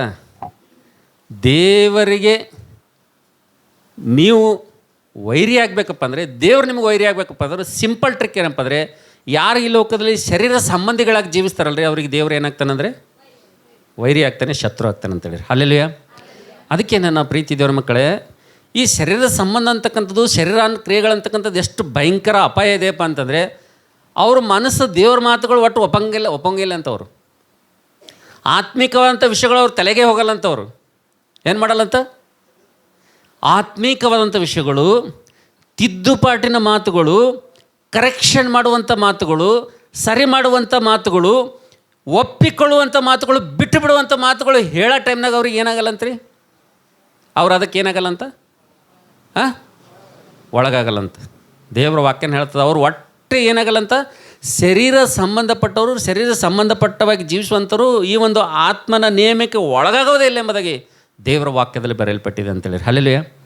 ಏನು ದೇವ್ರ ಸತ್ಯ ನೀವು ಸತ್ಯ ಹೇಳ್ರಿ ನಮ್ಮ ಹಾಂ ಕೆಲವೊಬ್ರು ಅಂತಾರೆ, ಇಲ್ಲ ನಾವು ದೇವ್ರು ನಾವು ಹಂಗಿಲ್ಲ, ನಾವು ಭಾಳ ಪರಿಶುದ್ಧರಿದ್ದೇವೆ, ನಾವು ಭಾಳ ಪವಿತ್ರ ಇದ್ದೇವೆ ನಾವು ಅಂತಾರೆ ಕೆಲವರು. ಆದರೆ ಮಾಡೋವೆಲ್ಲ ಶರೀರ ಕ್ರಿಯೆಗಳೇ ಇರ್ತಾವೆ. ಏನಿರ್ತಾವೆ ರೀ? ಮಾಡೋವ್ಯಾವು? ಶರೀರದ ಕ್ರಿಯೆಗಳೇ ಇರ್ತಾವೆ. ಈ ಶರೀರಾನುಸಾರವಾದಂಥ ಕ್ರಿಯೆಗಳು ನಿಮಗೆ ಸರಿಯಾಗಿ ಅರ್ಥ ಆಗಬೇಕಪ್ಪ ಅಂತಂದರೆ, ಇವರು ಶರೀರ ಸಂಬಂಧಿಗಳು ಶರೀರ ಅನುಸಾರಿಗಳು ಎಲ್ಲಿರ್ತಾರಪ್ಪ ಅಂದ್ರೆ ಇವರು ಚರ್ಚ್ನಾಗೆ ಇರ್ತಾರೆ. ಇವರು ದೇವರು ಹೊರಗಿನವ್ರ ಬಗ್ಗೆ ಯಾಕೆ ಮಾತಾಡ್ತಾನೆ ರೀ? ಹೊರಗಿನವ್ರಿಗೆ ದೇವ್ರಿಗೆ ಏನಾರು ಸಂಬಂಧ ಅದ? ದೇವ್ರಿಗೆ ಸಂಬಂಧ ಯಾರ ಜೊತೆ ಅದ? ಒಳಗಿನವ್ರ ಜೊತೆನೇ ಸಂಬಂಧ ಅದ. ಇವ್ರು ಎಲ್ಲಿರ್ತಾರೆ? ಎಲ್ಲಿರ್ತಾರೆ ಇವರು? ಇವರು ಒಳಗೆ ಚರ್ಚ್ನಾಗೆ ಇರ್ತಾರೆ ರೀ. ಹೆಂಗೆ ಗೋಧಿ ಹಣಜಿ ಎರಡು ಕಲ್ತೆ ಇರ್ತಾವಲ್ಲ, ಏನು ರೀ? ಗೋಧಿ ಮತ್ತು ಹಣಜಿ ಎರಡೂ ಏನಿರ್ತಾವ? ಕಲ್ತೆ ಇರ್ತಾವೆ, ಹೌದಲ್ಲ? ಕೆಲವೊಂದು ಸಲ ಹುಲ್ಲು ಕಿತ್ತಲಕ್ಕೆ ಹೋದಾಗ ಗೋಧಿನ ಒಂದೊಂದು ಸಲ ಕಿತ್ತೀವಿ ನಾವು, ಹೌದಲ್ಲ? ತಪ್ಪಾಗಿ. ಯಾಕೆ ಹಂಗೆ ಕೈಗೆ ಬರ್ತದೆ ಹೇಳ್ರಿ? ನಾವು ಒಂದೊಂದು ಸಲ ಎರಡೂ ಕೂಡಿ ಇರೋದ್ರಿಂದ, ಎರಡೂ ಕೂಡಿ ಸಮವಾಗಿ ಬೆಳೆಯೋದ್ರಿಂದ ಒಂದೊಂದು ಸಲ ಏನಾಗ್ತದೆ ಅಂದರೆ ನೀತಿವಂತರಿಗೂ ಕೂಡ ಏನಾಗ್ತದೆ ರೀ, ಒಂದೊಂದು ಸಲ ನೀತಿವಂತರಿಗೂ ಏನಾಗ್ತವ, ಇನ್ನೊಬ್ಬರು ಮಾಡಿದಂಥ ತಪ್ಪಿಲಿಂದ ಏನು ಮಾಡ್ತಾವೆ? ಕಷ್ಟಗಳು ಬರ್ತಾವೆ ರೀ. ಏನಾಗ್ತದೆ? ಎರಡೂ ಏನಾಗಿರ್ತಾವ? ಕೂಡೇ ಇರ್ತಾವ. ಎರಡೂ ಒಂದೇ ಜಾಗದಾಗ ಇರ್ತಾವೆ, ಎರಡೂ ಒಂದೇ ಸ್ಥಳದಾಗ ಬೆಳಿತಾವೆ. ಎರಡೂ ಬೆಳಿತಾವೆ ಹೆಂಗಂದ್ರೆ ಸಮಾನ ಬೆಳಿತಾವೆ, ಎರಡೂ ಸಮಾನ ಬೆಳಿತಾವೆ. ಎರಡು ಸಮ ಬೆಳೆದಾಗ ಯಾವುದು ಕಿತ್ತಬೇಕು, ಒಂದು ಕಿತ್ತಲತ್ತರ ಇನ್ನೊಂದು ಕಿತ್ತದ ಅಂತೇಳಿ ಏನಾಗಲ್ಲ, ಗೊತ್ತಾಗಲಾರ್ದೆ ಒಂದೊಂದು ಸಲ ಸದಿ ಕಳೆಯವ್ರು ಏನು ಮಾಡ್ತಾರೆ? ಹುಲ್ಲು ಕಿತ್ತಾಗ ಕೆಲವೊಂದು ಏನು ಮಾಡ್ತಾರೆ? ಏನು ಮಾಡ್ತಾರೆ? ಎರಡೂ ಕಿತ್ತಾರೆ, ಎರಡೂ ಬರ್ತವೆ. ಬೆಳಗ್ಗೆ ತರಕಾರಿ ಅವನಿಗೆ ಕೇಳಿದೆ ನಾನು, ಮೆಂತಿ ಪಲ್ಯ ಎಷ್ಟಕ್ಕೊಂದಪ್ಪ? 20 ರೂಪಾಯಿ ಸರ್ ಅಂತಂದು. ನನ್ನ ಕೈದಾಗ ಕೊಟ್ಟ ನಾವು 20 ರೂಪಾಯಿ ನಾನು ತೊಗೊಂಡೆ. ಅದ್ರಾಗ ಅರ್ಧ ಹುಲ್ಲೇ ಅದ ರೀ. ಅದ್ರಾಗ ಏನದ? ಅದ್ರಾಗ ಅರ್ಧ ಹುಲ್ಲೇ ಅದ. ಅದ್ರಾಗ ನಂದ 20 ರೂಪಾಯಿ ಹೇಳತ್ತಿದ್ದಿ ತಮ್ಮ, ಇದು ಏನು ಪೂರ ಅರ್ಧ ಹುಲ್ಲೇ ಅದಲ್ಲ ಇದ್ರಾಗ ಅಂದ್ರೆ ಏನು ಮಾಡ್ಬೇಕು ರೀ? ಅವರು ಕೆತ್ತವ್ರು ಏನು ಮಾಡ್ಲತ್ತಾರ? ಹೊಲ್ದಾಗ ಏನು ಮಾಡ್ಲತ್ತಾರ? ಕೂಡಿ ಕಲಸಿನೇ ಕಿತ್ತಲತ್ತಾರ ಅವರು. ಏನು ಮಾಡಬೇಕು? ಅವು ಅಲ್ಲಿ ಅಡ್ಡು ಏನಾಗ್ಯಾವ? ಎಡ್ಡು ಹಾಗೆ ನೀವು ಹಿಂಗೆ ತಿಳ್ಕೊಬೇಡ್ರಿ. ಶರೀರ ಅನುಸರಿಗಳು, ಶರೀರ ಸಂಬಂಧಪಟ್ಟವರು, ಶರೀರ ಕ್ರಿಯೆಗಳನ್ನು ಮಾಡೋರು ಇವ್ರು ದೇವ್ರಿಗೆ ಒಳಪಡಂಗಿಲ್ಲ, ದೇವ್ರ ನಿಯಮಕ್ಕೆ ಒಳಪಡಲ್ಲ ಅಂದ್ರೆ ಎಲ್ಲೋ ಹೊರಗೆ ದೂರ ಇರ್ತಾರಂತ ಆಲೋಚನೆ ಮಾಡಬೇಡ್ರಿ. ಇವ್ರು ಎಲ್ಲಿರ್ತಾರೆ? ಎಲ್ಲಿರ್ತಾರೆ ಇವರು? ನಮ್ಮ ಜೊತೆ, ನಮ್ಮ ಮಧ್ಯದಲ್ಲೇ ಇರ್ತಾರೆ, ನಮ್ಮೊಳಗೆ ಇರ್ತಾರೆ. ಅದಕ್ಕೆ ದೇವ್ರಿಗೆ ಮಾತು ಬರ್ದಾನೆ. ಹೇಳೋದ್ಯಾರಿಗೆ? ಅವರಿಗೆ. ದೇವರು ಪರಿಶುದ್ಧಾತ್ಮನ ಮಾತುಗಳು ಹೇಳೋದ್ಯಾರಿಗೆ? ಅವರಿಗೆ. ಆದರೆ ಶರೀರ ಸಂಬಂಧಿಗಳು ಯಾವತ್ತೂ ಕೂಡ ಏನು ಮಾಡೋಂಗಿಲ್ಲ ಅಂತ್ರಿ, ದೇವರ ನೇಮಕ್ಕೆ ಒಳಪಡೋದಿಲ್ಲ. ಓದಮ್ಮ ಒಂದ್ಸಲ, ಸ್ವಲ್ಪ ಜಾಗ್ರತೆಯಿಂದ ನೋಡ್ರಿ. ನಿಮ್ಮ ಬೈಬಲ್ನಾಗ ಅದೆಲ್ಲ ನೋಡ್ರಿ. ಓದಮ್ಮ. ಯಾಕೆಂದರೆ ಶರೀರ ಭಾವದವುಗಳ ಮೇಲೆ ಮನಸ್ಸಿಡುವುದು, ಶರೀರ ಭಾವದವುಗಳ ಮೇಲೆ ಮನಸ್ಸಿಡುವುದು ದೇವರಿಗೆ ಶತ್ರುತ್ವವು. ದೇವರಿಗೆ ಅದು ಶತ್ರುತ್ವ. ಅಂತ ಮನಸ್ಸು ದೇವರ ನಿಯಮಕ್ಕೆ ಒಳಪಡುವುದು ಇಲ್ಲ, ದೇವರ ನೇಮಕ್ಕೆ ಒಳಪಡುವುದು ಇಲ್ಲ, ಒಳಗಾಗುವುದೂ ಇಲ್ಲ. ಶರೀರ ಭಾವದೀನರು ದೇವರಿಗೆ ಮೆಚ್ಚುಗೆಯಾಗಿರಲಾರರು. ದೇವರಿಗೆ ಏನಾಗಿರಲಾರಂತವ್ರು? ಶರೀರಾನುಸರಿಗಳು ಯಾರಿಗೆ ಇಷ್ಟ ಇರಲ್ಲಂತ್ರಿ? ದೇವರಿಗೆ ಇಷ್ಟ ಇರಲ್ಲ ಅಂತ ಅಂದಮೇಲೆ ಒಂದು ಸಲ ದೇವ್ರ ಮಕ್ಕಳಾಗಿರುವಂಥ ನಾವು, ವಿಶ್ವಾಸಿ ಮಕ್ಕಳಾಗಿರುವಂಥ ನಾವೆಲ್ಲ ಒಂದು ಸಲ ಏನು ಮಾಡಬೇಕೀಗ? ಪರೀಕ್ಷೆ ಮಾಡ್ಕೊಳ್ಬೇಕು. ಶರೀರ ಅನುಸಾರವಾಗಿದ್ದು ನಾವು ಶರೀರಾನುಸಾರ ಈ ಲೋಕದಲ್ಲಿ ನಾವು ಜೀವಿಸ್ತಾ ಇದ್ದೇವಪ್ಪ ಅಂತಂದರೆ ದೇವ್ರಿಗೆ ಏನಾಗಿಲ್ಲ, ನಾವು ಮೆಚ್ಚುಗೆ ಆಗಲ್ಲ. ದೇವ್ರು ನಮಗೆ ಏನಾಗ್ತಾನೆ? ಶತ್ರು ಆಗ್ತಾನೆ. ಎಷ್ಟು ಅಪಾಯ ಅದಲ್ರಿ? ಎಷ್ಟು ಅಪಾಯ ಅದಲ್ಲ? ಅದಕ್ಕೆ ಈ ಚರ್ಚಿಗೆ ಬರೋವಂಥ ವಿಶ್ವಾಸಿಗಳು ಒಂದು ನಿಮಗೆ ಶರೀರಾನುಸರಿಗಳು ಹೆಂಗಿರ್ತಾರೆ ಅನ್ನೋ ಒಂದು ಕ್ಲೂ ಕೊಡ್ತೀನಿ ನಿಮಗೆ. ಯಾಕಂದ್ರೆ ನಿಮಗೆ ತಿಳಿಯಲ್ಲ, ತಿಳಿಸಿ ಹೇಳಿದ್ರೆ ಗೊತ್ತಾಗ್ತದೆ ನಿಮಗೆ. ಈ ಶರೀರಾನುಸಾರಿಗಳದೊಂದು ಕ್ಲೂ ಕೊಡ್ತೀನಿ ನಿಮಗೆ. ಈ ಶರೀರಾನುಸಾರಿಗಳು ಚರ್ಚ್ನಾಗ, ಸಭೆದಾಗ ಹೆಂಗಿರ್ತಾರೆ? ಆತ್ಮಿಕರ ಮಧ್ಯದಲ್ಲಿ, ದೇವಜನರ ಮಧ್ಯದಲ್ಲಿ, ಒಂದು ಆತ್ಮೀಯ ಸಭೆಯಲ್ಲಿ ಈ ಶರೀರಾನುಸಾರಿಗಳು ದೇವ್ರ ನೇಮಕ್ಕೆ ಒಳಪಡೆದವರು ಹೆಂಗಿರ್ತಾರೆ, ಅವ್ರ ಬದುಕು ಹೆಂಗಿರ್ತದೆ, ಅವ್ರ ಜೀವನ ಹೆಂಗಿರ್ತದೆ, ಅವ್ರ ಪ್ರವರ್ತನೆ ಹೆಂಗಿರ್ತದೆ, ಅವ್ರ ಲೈಫ್ ಸ್ಟೈಲ್ ಹೆಂಗಿರ್ತದೆ, ಅದಕ್ಕೊಂದು ಗುರುತು ಹೇಳ್ತೀನಿ ನಿಮಗೆ. ಏನು ಹೇಳ್ತೀನಿ ಅಂದರೆ, ಈ ಶರೀರ ಅನುಸಾರಿಗಳು ಸಭೆಯಲ್ಲಿ ಇರ್ತಾರೆ. ಅವ್ರು ಹೆಂಗಿರ್ತಾರಪ್ಪ ಅಂದರೆ ಗಾಡಿ ಮೇಲೆ ಕುಂತು ಬೆಕ್ಕಿದ್ದಂಗೆ ಇರ್ತಾರೆ ಅವರು. ಚಂದ ನೆಂಪಿಟ್ಕೋರಿ. ನೀವು ಪ್ರಾಕ್ಟಿಕಲಾಗಿ ಮಾಡಿ ನೋಡ್ರಿ. ನೀವು ಮನೆಗೆ ಹೋದ್ಮೇಲೆ ನಿಮ್ಮ ಮನೆ ಮುಂದೆ ಒಂದು ಚೇರ್ ಹಾಕೊಂಡು ಕೊಡ್ರಿ, ಎದುರು ಗಾಡಿ ಇದೆ ಅಂತೇಳಿ, ಮನೆ ಮೇಲೆ ಒಂದು ಯಾವುದೋ ಒಂದು ಗೋಡೆ ಇದೆ ಅಂತೇಳಿರಿ. ಆ ಗೋಡೆ ಮೇಲೆ ಬೆಕ್ಕು ಬಂದು ಕುಂತಿರ್ತದೆ. ನೀವು ಅಬ್ಸರ್ವ್ ಮಾಡಿ ನೋಡಿರಿ, ಪರೀಕ್ಷೆ ಮಾಡಿ ನೋಡಿರಿ. ನೀವು ಒಂದು ಚೇರ್ ಹಾಕೊಂಡು ಕೊಡ್ರಿ, ಬೆಕ್ಕು ಬಂದು ಕೂಡ್ತದಲ್ಲಿ. ಬೆಕ್ಕು ಬಂದು ಕುಂತಾಗ ಈ ಕಡೆ ಇವತ್ತು ಮಟನ್ ಮಾಡೀವಿ, ಚಿಕನ್ ಮಾಡೀವಿ, ಅಲ್ಲಿ ಕೆಳಗಡೆ ಪೀಸ್ ಬಿದ್ದದ. ಏನು ಬಿದ್ದದ? ಕೆಳಗೆ ಏನು ಬಿದ್ದವ? ಅದು ಎಲ್ಲಿ ಕುಂತದ? ಗೋಡೆ ಮೇಲೆ ಕುಂತದ. ಈಗ ಈ ಕಡೆ ನೋಡಿದ್ರೆ ಏನದ? ಈ ಕಡೆ ಏನು ಕಾಣತ್ತದ? ಇಲ್ಲಿ ಇಷ್ಟ ಭೋಜನ ಕಾಣಿಸ್ಲತ್ತದ. ಎಲ್ಲಿ? ಇಲ್ಲಿ ಇಷ್ಟ ಭೋಜನ ಕಾಣಿಸ್ಲತ್ತದ. ಈ ಗೋಡೆ ಆಚೆಗಡೆ ಏನದ? ಗೋಡೆ ಆಚೆಗಡೆ ಏನದ ರೀ? ಗೋಡೆ ಆಚೆಗಡೆ ಒಂದು ಇಲಿ ಅದ. ಏನದ ರೀ? ಜೋರಾಗಿ ಹೇಳ್ರಿ. ಗೋಡೆ ಆಚೆಕಡೆಗೆ ಏನದ ರೀ? ಇಲಿ ಅದ. ಆಚೆಕಡೆಗೆ ಇಲಿ ಅದ, ಈಚ ಕಡೆಗೆ ಪೀಸ್ ಅದ. ಅದು ಎಲ್ಲಿ ಕುಂತದ? ಗೋಡೆ ಮೇಲೆ ಕುಂತದ. ಅಬ್ಸರ್ವ್ ಮಾಡಿರಿ. ನಾವು ಚೇರ್ ಹಾಕೊಂಡು ಕುಂತಾಗ ನಾವು ಅಂತೀವಿ, ಇದು ಈ ಕಡೆ ಹಾರ್ತದೆ, ಆ ಕಡೆ ಹಾರ್ತದೆ, ಇದು ಈ ಕಡೆ ಹಾರ್ತದೆ, ಆ ಕಡೆ ಹಾರ್ತದೆ ಅಂತ ನಾವು ಅಂತೀವಿ. ಕೆಲವೊಂದು ಸಲ ಅಂತೀವಿ ನಾವು, ಇಲ್ಲಿ ಪೀಸ್ ಹಾಕಿ ಅದಲ್ಲ, ಇಲ್ಲಿ ಪೀಸ್ ಅದಲ್ಲ, ಇಷ್ಟ ಭೋಜನ ಅದಲ್ಲ, ಅದು ಈ ಕಡೆ ಜಂಪ್ ಮಾಡ್ತಾವೆ ಅಂತೀವಿ. ನಾವು ಅಂದ ಕಡೆಗೆ ಜಂಪ್ ಮಾಡಲ್ಲ. ಅದು ವಿರುದ್ಧ ದಿಕ್ಕಿಗೆ ಏನು ಮಾಡ್ತದೆ? ಜಂಪ್ ಮಾಡ್ತದೆ. ಯಾರಿಗಾರೆ ಡಿಸೈಡ್ ಮಾಡ್ಲಿಕ್ಕಾಗ್ತದೆ ರೀ? ಗೋಡೆ ಮೇಲೆ ಕುಂತು ಬೆಕ್ಕಿಗೆ ಡಿಸೈಡ್ ಮಾಡ್ಲಿಕ್ಕಾಗ್ತದೆ ಯಾರಿಗಾರೆ? ಇದು ಈ ಕಡೆ ಹಾರ್ತದಂತ ಹಿಂಗೆ ಕಂಫರ್ಟೇಬಲಾಗಿ ಹೇಳೋಕ್ಕಾಗ್ತದ? ಗೆಸ್ ಮಾಡ್ಲಿಕ್ಕೆ ಆಗಲ್ಲ. ಅದ್ರ ಮನಸ್ಸೇ ಮನಸ್ಸು. ಅದು ಪೀಸ್ ನೋಡ್ತದ, ಇಷ್ಟ ಭೋಜನ ನೋಡ್ತದ, ಆಹಾರ ನೋಡ್ತದ, ಎಲ್ಲ ಚಲೋ ನೋಡ್ತದ. ನೋಡಿ ಒಂದ್ಸಲ ಈ ಕಡೆ ಒಂದ್ಸಲ ನೋಡ್ತದೆ. ಯಾಕೆ? ಅದು ಗೋಡೆ ಮೇಲೆ ಕುಂತದ. ಅದ್ರ ಜಾಗ ಎಲ್ಲದ? ಎಲ್ಲದ್ರಿ ಅದು ಜಾಗ ಎಲ್ಲದ? ಅದು ಗೋಡೆ ಮೇಲೆ ಕುಂತದ. ಗೋಡೆ ಮೇಲೆ ಕುಂತಿಸಲಕ್ಕೆ ಏನದ ಅಂದರೆ ಅದಕ್ಕೆ ಎಡ್ಡು ಕಾಣತ್ತವ. ಈ ಕಡೆನೂ ಕಾಣತ್ತದ, ಈ ಕಡೆನೂ ಕಾಣತ್ತದ. ಈ ಕಡೆದು ನಮ್ಮ ನೋಡ್ತದ, ಈ ಕಡೆದು ನಮ್ಮ ನೋಡ್ತದೆ, ಈ ಕಡೆದು ನೋಡ್ತದೆ, ಈ ಕಡೆದು ನೋಡ್ತದೆ. ಗೋಡೆ ಮೇಲೆ ಕುಂತ ಲಾಸ್ಟಿಗೆ ಒಂದು ಕಡೆಗೆ ಏನು ಮಾಡ್ತಂದ್ರೆ ಅದು ಹೊರಗೆ ಏನು ಮಾಡ್ತದ್ರಿ? ಅದು ಹೊರಗೆ ಜಂಪ್ ಮಾಡಿಬಿಡ್ತದೆ. ಚರ್ಚ್ನಾಗ ಬಿಲೀವರ್ಗಳು ಹಂಗೆ ರೀ. ಸೇಮ್ ಚರ್ಚ್ನಾಗ ವಿಶ್ವಾಸಿಗಳು ಹಂಗೆ ರೀ. ಗೋಡೆ ಮೇಲೆ ಕುಂತು ಬೆಕ್ಕಿನಂಗೆ ಭಾಳ ಜನ ರೀ. ಯಾವತ್ತಿ ಸಭೆ ಬಿಟ್ಟು ಜಂಪ್ ಮಾಡ್ತಾರೆ ಯಾರಿಗೂ ಗೊತ್ತಿಲ್ಲ ರೀ. ಅಬ್ಸರ್ವ್ ಮಾಡಿ ನೋಡ್ರಿ, ಎಷ್ಟೋ ಜನ ಜಂಪ್ ಮಾಡ್ಯಾರ ನೋಡ್ರಿ. ಏನು ಪ್ರಯೋಜನ ರೀ? ಇಂಥ ಬೆಂಕಿ ಅಂತ ಮಾತುಗಳು, ಇಂಥ ಉಪದೇಶ, ಇಷ್ಟು ಪ್ರಾರ್ಥನೆ, ಇಷ್ಟೆಲ್ಲ ವಾಕ್ಯ ಏನು ಎಲ್ಲಿ ಹೋದವು ಅವೆಲ್ಲ? ಎಲ್ರಿ?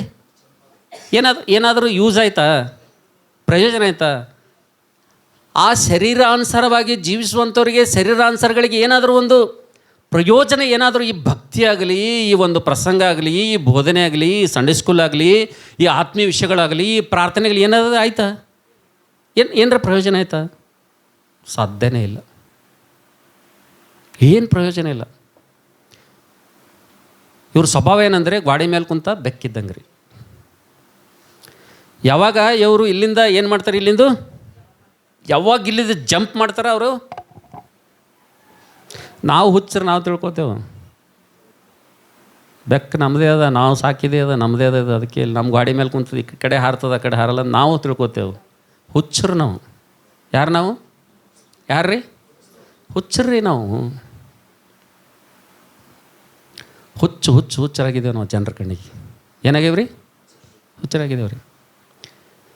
ಈ ಶರೀರಾನುಸಾರಿಗಳು ತಪ್ಪು ಮಾಡಿದ್ರಲ್ಲ, ಅವರು ಸ್ಥಾನಿಕವಾದಂಥ ಸಭೆಯಲ್ಲಿ ತಪ್ಪು ಮಾಡಿದಾಗ ಸಭೆಯಲ್ಲೇ ಬಂದು ಒಪ್ಕೊಂಬಲ್ಲ. ಅವರು ಎಲ್ಲಿ ತಪ್ಪಾಗ್ಯದ ಅಲ್ಲ ಒಪ್ಕೊಂಬಲ್ಲ. ತಪ್ಪು ಎಲ್ಲಾಗ್ಯದ? ಸಭೆದಾಗ ಆಗ್ಯದ. ತಪ್ಪು ಯಾರು ತಿಳ್ಕೊಂಡ್ರ? ಸಭೆದಾಗ ತಿಳ್ಕೊಂಡ್ರ. ತಪ್ಪು ಯಾರು ಮಾಡ್ಯಾರ? ನೀ ಮಾಡಿದಿ. ನೀ ಎಲ್ಲಿ ಬರ್ಬೇಕು? ಎಲ್ಲಿ ಸೆಟ್ ಆಗ್ಬೇಕು? ಇಲ್ಲೇ ಸೆಟ್ ಆಗ್ಬೇಕು. ಇಲ್ಲೇ ಸರಿ ಮಾಡ್ಕೋಬೇಕು. ಇಲ್ಲೇ ನಿನ್ನ ತಪ್ಪು, ನಿನ್ನ ಅಪರಾಧ ಇಲ್ಲೇ ಒಪ್ಕೋಬೇಕು. ಬಂದಿನಿ ಮನಸ್ಸು ಬಿಚ್ಚಿ ಹೇಳ್ಬೇಕು. ಹಾಗೇದು ಸರ್, ನನ್ನಿಂದ ತಪ್ಪ, ಪಾಸ್ಟ್ರೇ ಮಾಡಿದ್ದೀನಿ ನನ್ನ ತಪ್ಪ, ನನ್ನ ತಪ್ಪಾಗ್ಯದ. ಒಪ್ಕೊಂಡು ಸ್ಥಾನಿಕವಾದಂಥ ಸಭೆಯಲ್ಲಿ ಇರ್ಲಿಕ್ಕೆ ಏನು ರೋಗ ಬಂದದ? ಏನು ರೀ? ನೀವು ಹೇಳ್ರಿ. ಯಾವ ಸ್ಥಳದಲ್ಲಿ ನಮಗೆ ತಪ್ಪಾಗ್ಯದ ಅದೇ ಸ್ಥಳದಲ್ಲಿ ಒಪ್ಕೊಂಡು ನಾವು ಸರಿ ಮಾಡಿಕೊಂಡು ಅಲ್ಲೇ ಇದ್ದೀವಂದರೆ ದೇವ್ರಿಗೆ ಏನಾಗ್ತದೆ ರೀ? ದೇವ್ರಿಗೆ ಏನಾಗ್ತದೆ? ಮೆಚ್ಚುಗೆ ಆಗ್ತದೆ. ನಿನ್ನ ತಪ್ಪುಗಳನ್ನು ಕೂಡ ಕ್ಷಮಿಸ್ತಾನೆ ದೇವರು. ನೀನು ಇದ್ದಂಥ ಸ್ಥಿತಿಗೆ ನಾವು ಉನ್ನತಿಗೆ ತರ್ತಾನೆ. ಅದು ಬಿಟ್ಟು ನೀನು ಸಭೆಯ ವಿರುದ್ಧವಾಗಿ ತಪ್ಪು ಮಾಡಿ, ದೇವ ಜನರ ವಿರುದ್ಧವಾಗಿ ತಪ್ಪು ಮಾಡಿ, ನಿನ್ನ ಸಾಕ್ಷಿ ಕೆಡಿಸ್ಕೊಂಡು, ನೀನು ಬದುಕು ಕೆಡಿಸ್ಕೊಂಡು, ನೀನು ಮೂರಾಬಟ್ಟಿ ಜೀವಿತ ಜೀವಿಸಿ, ಇವತ್ತು ನೀನು ಗ್ವಾಡಿ ಮೇಲೆ ಕುಂದ್ರೆ ಬೆಕ್ಕಿನಂಗೆ ನಿನ್ನ ಜೀವನ ಇಟ್ಕೊಂಡು ಇವತ್ತು ಇಲ್ಲಿರ್ತಿ, ನಾಳೆಗೆ ಮತ್ತೊಂದು ಕಡೆ ಇರ್ತಿ. ಏನು ರೀ ಅದು ಜೀವನ? ಹಾಂ, ಅದಕ್ಕೇನಾದರೂ ಒಂದು ಬದುಕಂತಾರ, ಅದಕ್ಕೇನಾದ್ರು ಒಂದು ಜೀವನ ಅಂತಾರ, ಅದಕ್ಕೇನಾದರೂ ವಿಶ್ವಾಸ ಅಂತಾರ, ಅದಕ್ಕೇನಾರ ಭಕ್ತಿ ಅಂತಾರೆ ಅದಕ್ಕೆ. ಹಾಂ, ನಮ್ಮ ರಾಜು ಒಂದು ಗ್ರೂಪ್ನಾಗ ಒಂದು ಒಳ್ಳೆ ಒಂದು ವೀಡಿಯೋ ಹಾಕಿದ್ದಾನೆ, ಭಾಳ ದಿವಸದ ಮೇಲೆ ಹಾಕ್ಯಾನ ಮರೆಯವ, ಭಾಳ ಒಳ್ಳೆ ವೀಡಿಯೋ ಹಾಕ್ಯಾನ. ಭಾಳ ಸಲ ಅವನ ವಿಷಯದಾಗ ಏನಪ್ಪ ಅವ ಫೇಸ್ಬುಕ್ನಾಗ ಇರ್ತಾನೆ, ಅಲ್ಲಿರ್ತಾನೆ, ನಮ್ಮ ಗ್ರೂಪ್ನಾಗಿಂದು ವೀಡಿಯೋ ಒಂದು ನೋಡಲ್ಲ ಅಂದ್ರೆ ಅವ ಒಂದು ಅದ್ಭುತವಾದಂಥ ವೀಡಿಯೋ ಹಾಕ್ಯಾನ ಹಂಗೆ ಅನ್ನೋ ಟೈಮ್ನಾಗೆ. ಎಷ್ಟು ಜನ ನೋಡಿರೋ ನನಗಂತೂ ಗೊತ್ತಿಲ್ಲ, ಕೆಲವೊಬ್ರು ನೋಡಿದ್ದೀರಿ. ಆ ವೀಡಿಯೋಗೆ ಏನು ಮಾಡಿದೆ ಅಂದರೆ ಕಮೆಂಟನ್ನು ಮಾಡಿದ್ದೀರಿ. ಭಾಳ ಅದ್ಭುತವಾದಂಥ ವೀಡಿಯೋ ನೋಡಿದ್ದೀರ? ಎಷ್ಟು ಜನ ನೋಡಿರಿ? ಕೈ ಹತ್ತಿರ ನೋಡಿರಲ್ಲ? ಆ ವಿಡಿಯೋದಲ್ಲಿ ಏನಿದೆ ರೀ, ಆ ಸೇವಕರು ಏನು ಹೇಳ್ತಾರೆ, ಅವ್ರ ಸಂದೇಶ ಏನಿತ್ತಂದರೆ, ನೀವು ಈ ಸಭೆದಾಗ ತಪ್ಪು ಮಾಡಿ ಇನ್ನೊಂದು ಸಭೆದಾಗ ಹೋದರೆ ದೇವ್ರು ಸಂತೋಷ ಪಡ್ತಾನೆ ಅಂತ ಒಂದು ಪ್ರಶ್ನೆ ಕೇಳ್ಯಾರ ಅವರು. ಕೇಳಿರಿ, ನೀವು ಯಾವ ಸಭೆಯಲ್ಲಿದ್ದಿರಿ ಅಲ್ಲೊಂದು ತಪ್ಪು ಮಾಡಿರಿ, ನಿಮ್ಮಿಂದ ತಪ್ಪಾಗಿ ಹೋಗ್ಯದ, ಅಲ್ಲೊಂದು ತಪ್ಪು ಜರುಗ್ಯದ, ಇಲ್ಲಿ ತಪ್ಪಾಗ್ಯದ ಅಂತೇಳಿ ನೀವು ಇಲ್ಲಿ ಬಿಟ್ಟು ಬೇರೆ ಸಭೆದಾಗ ಹೋಗಿ ನೀವು ಇರ್ತೀರಂದರೆ ಆ ಸಭೆ ಸೇವಕ ನಿಮಗೆ ಭಾಳ, ನಿಮ್ಗೆ ಏನು ನಮಗೊಂದು ದೊಡ್ಡದು ನಿಧಿ ಸಿಕ್ಕಂದ್ರೆ ನಿಮ್ಗೆ ಅಪ್ಕೋಬೋದು, ಮುದ್ದು ಕೊಡ್ಬೋದು ನಿಮ್ಗೆ ಅವ. ಆದ್ರೆ ದೇವ್ರ ವಿಷಯಕ್ಕೆ ಬರಾಗ್ರಿ, ಇಲ್ಲಿ ತಪ್ಪು ಮಾಡಿ ಅಲ್ಲಿ ಹೋಗಿ ನಾನು ಮುಚ್ಕೋತೀನಂದ್ರೆ ಏನು ರೀ? ಅದಕ್ಕೇನು ಜೀವನ ಅಂತಾರೆ, ಅದಕ್ಕೊಂದು ಬದುಕಂತಾರೇನು ರೀ ಅದಕ್ಕೆ? ಈ ಭಕ್ತಿ, ಪ್ರಾರ್ಥನೆ, ಈ ಆತ್ಮೀಯ ಜೀವಿತ ಎಲ್ಲಿಗೆ ಹೋಯ್ತು? ಅನ್ಯ ಜನರು ಮಾಡ್ತಾಯಿಲ್ಲ ನಮ್ಮಂಥ ತಪ್ಪುಗಳು, ಅನ್ಯ ಜನರು ಮಾಡ್ತಾಯಿಲ್ಲ ನಮ್ಮಂಥ ಪಾಪಗಳು. ಎಷ್ಟೆಷ್ಟೋ ಮಾಡಿ ಅವರು ಜನರ ಹೆಂಗಿರ್ತಾರಂದರೆ ಎಲ್ಲ ಗ್ರ್ಯಾಂಡಾಗಿರ್ತಾರೆ ಅವ್ರ ಜನರ ಮಧ್ಯದಾಗ. ನಮ್ಮವರು ನಾವು ಮೇಲಾಗಿ ದೇವರಿಗೆ ನಂಬಿದವರು, ರಕ್ಷಣೆ ಹೊಂದಿದವರು, ಸತ್ಯ ದೇವ್ರಿಗೆ ತಿಳ್ಕೊಂಡವ್ರು, ಮತ್ತು ಯೇಸು ಸ್ವಾಮಿ ಬಗ್ಗೆ ಹೇಳೋರು ನಾವು ಮತ್ತೊಬ್ಬರಿಗೆ. ಜೀವನ ಹೆಂಗೆ? ಶರೀರ ಅನುಸಾರಿಗಳು ದೇವರಿಗೆ ಶತ್ರುತ್ವವನ್ನು ಏನು ಮಾಡ್ತಾರಂತ ತರ್ತಾರಂತ. ನಿಜವಾಗಿ ನನ್ನ ಪ್ರೀತಿ ದೇವ್ರ ಮಕ್ಕಳೇ, ಚರ್ಚಲ್ಲಿ ಯಾವಾಗಲೂ ಕೂಡ ಪೌಲನ್ನು ಪ್ರಸಂಗ ಮಾಡುವಾಗ ಒಬ್ಬ ಕಿಟಕಿಯಾಗೆ ಕುಂತೀನಿ ರೀ. ಎಲ್ಲಿ ಕುಂತೀನಿ ರೀ? ಎಲ್ಲರೂ ಪಾಪ ಒಳಗೆ ಕುಂತಾರ, ಅವ ಎಲ್ಲಿ ಕುಂತಾನ? ಯಾಕೆ ಕಿಟಕಿಯಾಗೆ ಕುಂತಾನಂದ್ರೆ ಕಿಟಕಿಗೆ ಪಟ್ಟಿರಲಿಲ್ಲ. ಅವ ಮನಸ್ಸು ಬಂದತನ ಪೌಲ್ ಹೇಳೋ ಮಾತು ಕೇಳ್ತಾನೆ, ಪೌಲ್ ಹೇಳೋ ಮಾತು ಮನಸ್ಸು ಬರಲಿಲ್ಲ ಅಂದ್ರೆ ಯಾಕಡೆ ನೋಡ್ತಾನೆ? ಕಿಟಕಿಯಾಗಿಂದ ರೋಡಿಗೆ ನೋಡ್ತಾನೆ ಅವ. ಅದಕ್ಕೆ ಅವ ಎಲ್ಲಿ ಜಾಗ ಎಲ್ಲ ಆಯ್ಕೆ ಮಾಡ್ಕೊಂಡಾನ? ಹಾಂ, ಪೌಲ್ ಹೇಳೋ ಮಾತು ಇಷ್ಟ ಬಂದರೆ ಏನು ಮಾಡೋದು? ಕಿಟಕಿ ಒಳಗೆ ತಲೆ ಹಾಕೋದು ರೂಮಿನಾಗ. ಈ ಪೌಲ್ ಹೇಳೋ ಮಾತು ಇಷ್ಟ ಬರಲಿಲ್ಲ ಅಂದ್ರೆ ಈ ಕಡೆ ರೋಡಿಗೆ ಮೇಲೆ ತಲೆ ಹಾಕೋದು. ಈ ತಲೆ ಹಾಕಿ ಹಾಕಿ ಕಿಟಕಿಯಾಗಿಂದ ಏನಾದ ನಾವು ಮಾಡಿದನು? ತೆಳಗೆ ಬಿದ್ದು ಏನಾದನ್ರಿ? ಸತ್ತು ಹೋದನ್ರಿ. ಈ ಶರೀರಾಂಶಗಳು ಮಾಡೋ ಕೆಲಸ ಇಂಥರೇ ರೀ. ಏನು ರೀ? ಶರೀರ ಅನುಸಾರಿಗಳೇ ಮಾಡುವಂಥ ಕೆಲಸ ಇವೇ. ಅವ್ರ ಜೀವನ ಹೆಂಗಂದ್ರೆ ಗಾಡಿ ಮೇಲೆ ಕುಂತ ಬೆಕ್ಕಿದ್ದಂಗೆ ಕಿಟಕಿಯಾಗ ಕುಂತು ವಾಕ್ಯ ಕೇಳೋರಂಗೆ ಅವ್ರು ಸೇಮ್. ಯಾಕಡೆ ಜಂಪ್ ಮಾಡ್ತಾರೆ, ಇವತ್ತು ಈ ಚರ್ಚ್ನಾಗ ಇರ್ತಾರೆ, ನಾಳೆಗೆ ಇನ್ನೊಂದು ಚರ್ಚ್ನಾಗ ಇರ್ತಾರೆ ರೀ. ಈ ಮಾತು ಯಾಕೆ ಹೇಳ್ತೀನಿ ಅಂದರೆ, ಮೊನ್ನೆ ಒಬ್ಬರು ನನಗೆ ಬರ್ತ್ಡೇಗೆ ಇನ್ವೈಟ್ ಮಾಡಿದ್ದಾರೆ ಒಬ್ಬರು ಸೇವಕರು. ಎದಕ್ಕೆ? ಪಾಸ್ಟ್ರೇ ನಮ್ಮ ಚರ್ಚಲ್ಲಿ ಒಂದು ಬರ್ತ್ಡೇ ಇದೆ ಬನ್ನಿರಿ ಅಂತೇಳಿ ನನಗೆ ಕರೆದಿದ್ದಾರೆ. ನಾನು ಹೇಳಿದೆ, ಬ್ರದರ್ ಬರ್ತೀನಿ ಬ್ರದರ್ ಅಂತ ಹೇಳಿದೆ ನಾನು. ಸರಿ ಅಂತೆ ನಾನು ಹೋದಂಥ ಸಂದರ್ಭದಲ್ಲಿ ಆ ಸೇವಕರು ನನ್ನನ್ನು ಕರೆದು ಪ್ರಾರಂಭದ ಪ್ರಾರ್ಥನೆ ನಮ್ಮ ಮಧ್ಯಲ್ಲಿರುವಂಥ ಹಿರಿಯ ಬೋಧಕರಾಗಿರುವಂಥ ಹನುಮಂತರನ್ನವ್ರು ಬಂದು ಪ್ರಾರಂಭದ ಪ್ರಾರ್ಥನೆ ಮಾಡ್ತಾರೆ ಅಂತೇಳಿ ನನಗೆ ಗೌರವ ಕೊಟ್ಟು ಕರೆದ್ರು ಅವರು. ಯಾಕಂದರೆ ಹಿರಿಯ ಬೋಧಕರು ಅಂತಾರೆ ನನಗೆ. ಎಲ್ಲ ಸೇವಕರ ಮೇಲೆ ನನ್ನದೇ ವಯಸ್ಸು ಜಾಸ್ತಿ ಆಗಿದೆ ಅಂತೇಳಿ ನನಗೆ ಎಲ್ಲರೂ ಒಂದು ಹೆಸರು ಇಟ್ಟರು. ಏನು ಹೆಸರು? ಹಿರಿಯ ಬೋಧಕರು ಬಂದು ಏನು ಮಾಡ್ತಾರೆ ಈಗ ನಮ್ಮ ಮಧ್ಯದಲ್ಲಿ ಅವರು ಪ್ರಾರಂಭದ ಪ್ರಾರ್ಥನೆ ಮಾಡ್ತಾರೆ ಅಂತ ನನ್ನ ಕೈದಾಗ ಮೈಕ್ ಕೊಟ್ರು. ನಾನು ಹೋಗಿ ಪ್ರಾರಂಭದ ಪ್ರಾರ್ಥನೆ ಮಾಡಿ ಆಮೇಲೆ ಹೇಳ್ತೀನಿ. ಆಮೇಲೆ ಹೇಳಿದಾಗ ಪಾಸ್ಟ್ರ ಆ ಹುಡುಗಿ ಕೈದಾಗ ಮೈಕ್ ಕೊಡ್ತಾನೆ, ಸಿಸ್ಟರ್ ಹಾಡು ಹಾಡ್ರಿ ಒಂದು ಅಂತೇಳಿ ಬರ್ತ್ಡೇದಾಗ. ಆ ಹುಡುಗಿ ಹಾಡು ಹಾಡ್ತಾಳೆ, ರಾಜ ನಿನ್ನ ಸನ್ನಿಧಿಯಲ್ಲಿ ಇರುವೇನಯ್ಯ ಅಂತೇಳಿ ಹಾಡ ಸ್ಟಾರ್ಟ್ ಮಾಡಿದಳು. ನಾ ಹಿಂಗೆ ನೋಡ್ದೆ, ನಾನು ಯಾರು ಹುಡುಗಿ ಇದು? ಎಲ್ಲ ಸ್ವರ ಕೇಳ್ದಂಗಿದೆಯಲ್ಲ, ಈ ಧ್ವನಿ ಎಲ್ಲೋ ಕೇಳ್ದಂಗಿದೆಯಲ್ಲ ಅಂತ ನೋಡಿದ್ರೆ ಆ ಹುಡುಗಿ ಯಾರಂದರೆ ನಮ್ಮ ಮಗಳಕ್ಕೆ. ನಮ್ಮ ಕೈಯಲ್ಲಿ ಬೆಳೆದು ನಮ್ಮ ಕೈಯಿಂದ ಬ್ಯಾಪ್ಟಿಸಮ್ ತಗೊಂಡು ನಮ್ಮ ಸಭೆಯಲ್ಲಿ ಬೆಳೆದು ದೊಡ್ಡವಳಾಗಿ ಇವತ್ತು ಏನೋ ಒಂದು ಸಣ್ಣ ತಪ್ಪು ಆದಂಥ ಸಂದರ್ಭದಲ್ಲಿ ಇವತ್ತು ಸಭೆಯನ್ನೇ ಬದಲಾವಣೆ ಮಾಡಿ ಇವತ್ತು ಜನರನ್ನೇ ಬಿಟ್ಟು ಇವತ್ತು ಅನುಕೂಲ ಇದೆ ಅಂತೇಳಿ ಸುಮ್ಮನೆ ಎಲ್ಲಿ ಬೇಕಂತಲೇ ಹೋಗಿ ಕೊಡೋದ. ನನಗೆ ವಂಡ್ರೆ ತಪ್ಪು, ನನ್ನ ಭಕ್ತಿ, ನನ್ನ ಪ್ರಾರ್ಥನೆ, ಈ 10 ವರ್ಷದ ಸೇವೆ, ಯಪ್ಪೋ ಇದು ಭಾಳ ಡೇಂಜರ್ ಅದಪ್ಪ ಅಂದ. ನಾನು ಏನು ಪ್ರಯೋಜನ ಅದ ಹೇಳ್ರಿ? ಇಂತಿಂಥ ಮಾತುಗಳು ಪ್ರಸಂಗ ಮಾಡಿ, ಇಂಥ ಮಾತುಗಳೆಲ್ಲ ಹೇಳಿ, ಆತ್ಮೀಯವಾಗಿ ಪ್ರಾರ್ಥನೆ ಮಾಡಿ, ಇಷ್ಟೊಂದು ಸಪೋರ್ಟ್ ಮಾಡಿ ಏನಾದರೂ ಪ್ರಯೋಜನ ಆಯಿತಾ?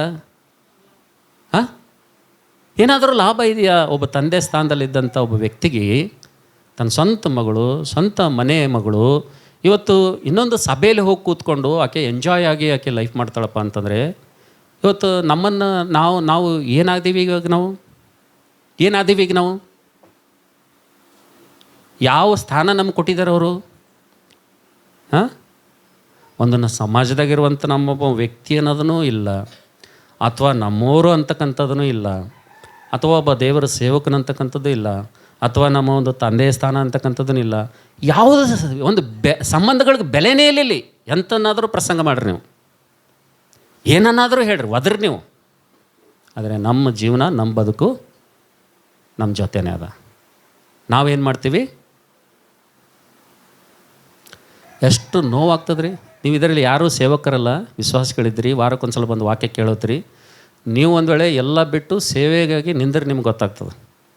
ಆತ್ಮಗಳ ಸಂಪಾದನೆಯಾಗಿ ನಿಲ್ರಿ, ನಮ್ಮ ನೋವೇನಾದ್ರು ನಿಮ್ಗೆ ಗೊತ್ತಾಗ್ತದೆ. ಅವಾಗ ಇದು ಕುಂತು ಕೇಳೋಕೆ ಭಾಳ ಚಲೋ ಇರ್ತದೆ ರೀ. ನಿಂತು ಮಾಡೋವನಿಗೆ ಕಣ್ಣಾಗಿನ ಬಿಸಿನೀರು ಹೋಗ್ತಾವ್ರಿ. ನಿಮ್ಮ ಮಕ್ಕಳೇ ನಿಮ್ಮ ಮಾತು ಕೇಳಾರ್ದಂಗೆ ನಿಮ್ಮ ಎದುರಿನ ಮನೆಯವ್ರ ಮನೆಗೆ ಹೋಗಿ ಮಂಕೊಂಡ್ರೆ ಹೆಂಗಿರ್ತದೆ? ನಿಮ್ಮ ಮನೆಗೆ ನೀವೇ ಹಿಡ್ದಿರಿ, ನೀವೇ ಬೆಳೆಸಿರಿ, ನೀವೇ ದೊಡ್ಡವ್ರು ಮಾಡಿರಿ. ನಿಮ್ಮ ಮಕ್ಕಳೇ ನಿಮ್ಮ ಜೊತೆ ಅವನು ಮನಸ್ತಾಪ ಮಾಡ್ಕೊಂಡು ಹೋಗಿ ಎದುರು ಮನೆಯ ಜೊತೆ ಊಟ ಮಾಡೋದು, ಅಲ್ಲೇ ಇರೋದು, ಅಲ್ಲಿಂದ ಕೆಲ್ಸಕ್ಕೆ ಹೋಗೋದು, ಅಲ್ಲೇ ಮಾಡೋದು ಅಂದ್ರೆ ನಿಮಗೆ ಹೆಂಗಿರ್ತದೆ ರೀ? ಭಾಳ ಚಂದ ಮಾಡ್ಯಾನ ನನ್ನ ಮಗ, ಭಾಳ ಚಲೋ ಮಾಡತ್ತಾನ ಅಂತೀರಿ ನೀವು? ಅಂತೀರಿ? ಎಷ್ಟು ನೋವಾಗ್ತದಲ್ಲ ನಿಮಗೆ? ನೋವಾಗ್ತದಲ್ಲ? ಆಗಲ್ಲ? ಏನು ಪುರಾಣ ಹೇಳ್ದಂಗೆ ತಲೆ ಹಾಕ್ಲತ್ತಿರಲ್ಲ?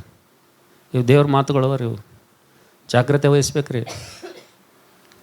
ನನ್ನ ಪ್ರೀತಿ ದೇವ್ರ ಮಕ್ಕಳೇ, ದೇವರು ಯಾರಿಗೆ ವಿರೋಧಿ ಆಗ್ತಾನಪ್ಪ ಅಂತಂದರೆ, ದೇವರು ಯಾರಿಗೆ ಶತ್ರು ಆಗ್ತಾನಪ್ಪ ಅಂತಂದರೆ, ದೇವರು ಯಾರ ಪಕ್ಷದಲ್ಲಿಲ್ಲಪ್ಪ ಅಂತಂದರೆ, ಯಾರು ಶರೀರಾನುಸಾರಗಳಿಗೆ ಜೀವಿಸ್ತಾರಲ್ರಿ, 2 ಮನಸ್ಸುಳ್ಳವರು, ಸಮಯ ಸಂದರ್ಭ ಬಂದಾಗ ಸ್ಥಾನವನ್ನು ಬದಲಾಯಿಸುವಂಥವ್ರು ಯಾರು ಇರ್ತಾರಲ್ರಿ, ಅವ್ರ ಪಕ್ಷದಲ್ಲಿ ಯಾರು ಇರಲ್ರಿ? ದೇವರು ಇರಲ್ಲ. ಸಿಂಪಲ್. ನೀವು ಬರ್ರಿ ಆ ಕಡೆ ಹೋಗ್ರಿ, ಇದ್ದದ್ದು ಹೇಳೋದೇ ನನ್ನ ಕೆಲಸ. ನೀವು ನಾಳೆಯಿಂದ ಬರೋದಿಲ್ಲ ಅಂತೇಳಿ ನೋವಿಲ್ಲ ನನಗೆ. ನಾನು 27 ವರ್ಷ ಕುಂತು ಕೇಳಿ 10 ವರ್ಷ ಬೋಧನೆ ಮಾಡಿದ್ದು, 37 ವರ್ಷದಿಂದ ಎಕ್ಸ್ಪೀರಿಯನ್ಸ್ ಅದ ರೀ ನನಗೆ. 37 ವರ್ಷನಾಗಿಂತ ಎಷ್ಟು ನೋಡಿ ಈ ಸೇವೆದಾಗ ನಿಮ್ಮ ಎದುರು ಬಂದು ನಿಂತಿದ್ದೀನಿ ಅಂತೇಳಿ ನಾನು. ಪ್ರಯೋಜನ ಇಲ್ಲ. ಅದಕ್ಕೆ ನಂದೊಂದು ಸಂದೇಶದ ಕೊನೆಯ ಒಂದು ಎಚ್ಚರಿಕೆ ಮಾತೇನಪ್ಪ ಅಂತಂದರೆ, ನಾವು ನೋಡ್ತೇವೆ ನನ್ನ ಪ್ರೀತಿದವ್ರ ಮಕ್ಕಳೇ, ದೇವರ ಸನ್ನಿಧಿಯಲ್ಲಿ ದೇವ್ರ ಮಂದಿರಕ್ಕೆ ಬಂದಿರುವಂಥ ನಮಗೆ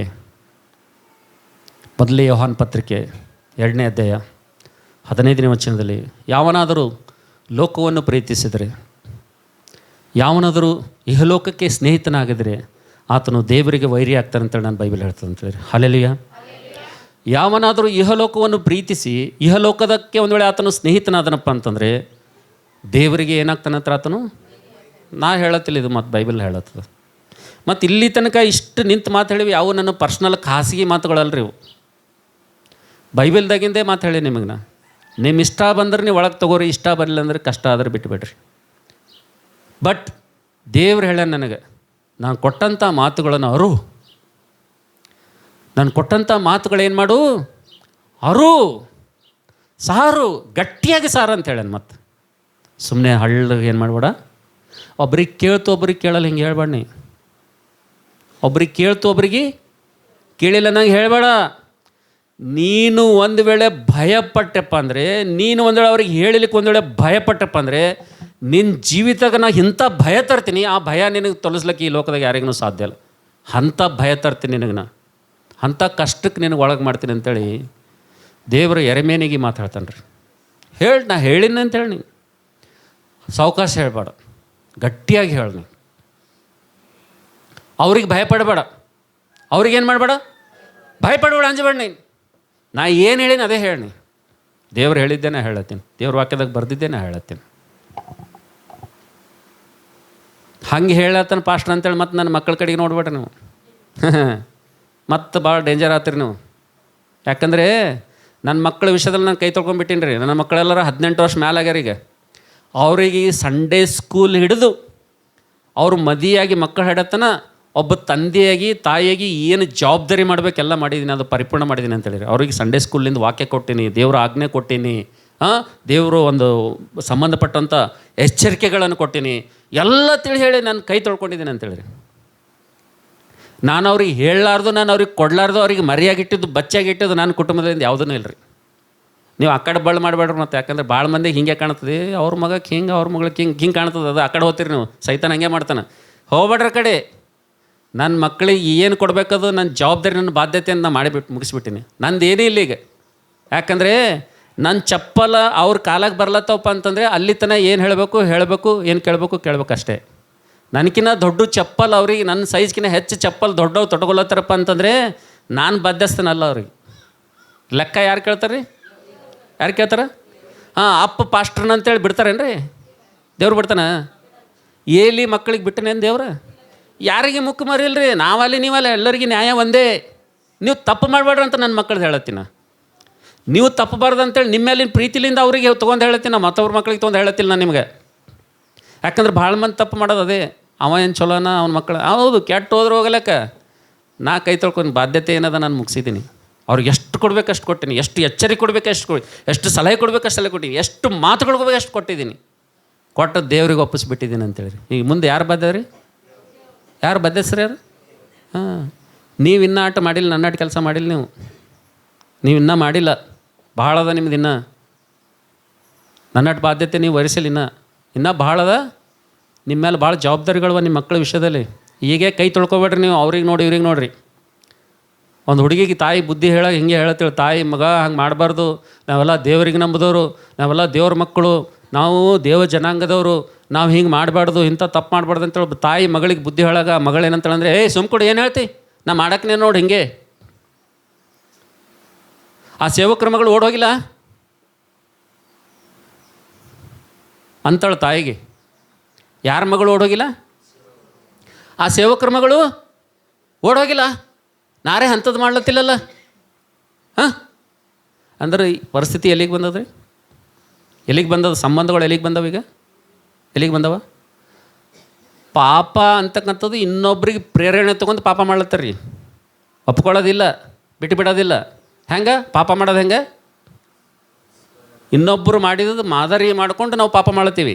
ಹೆಂಗೆ? ಅವರು ಆಕೆ ಓಡೋಗಳಲ್ಲಕ್ಕಿ, ನಾ ಇನ್ನೂ ಓಡೋಗಿಲ್ಲ ಅಂದರೆ ಏನು ರೀ ಇದು? ಯಾವ ನ್ಯಾಯ ಇದು? ತಾಯಿ ಹೇಳೋ ಮಾತೇನು, ನೀ ಮಾಡೋದೇನು, ನೀ ಹೇಳೋದೇನು? ಒಂದಕ್ಕೊಂದು ಏನಾದರೂ ಸಂಬಂಧ ಅದ? ಅದಕ್ಕೇನಾದರೂ ಲಿಂಕ್ ಅದ ರೀ? ಏನಾರ ಇಲ್ಲ.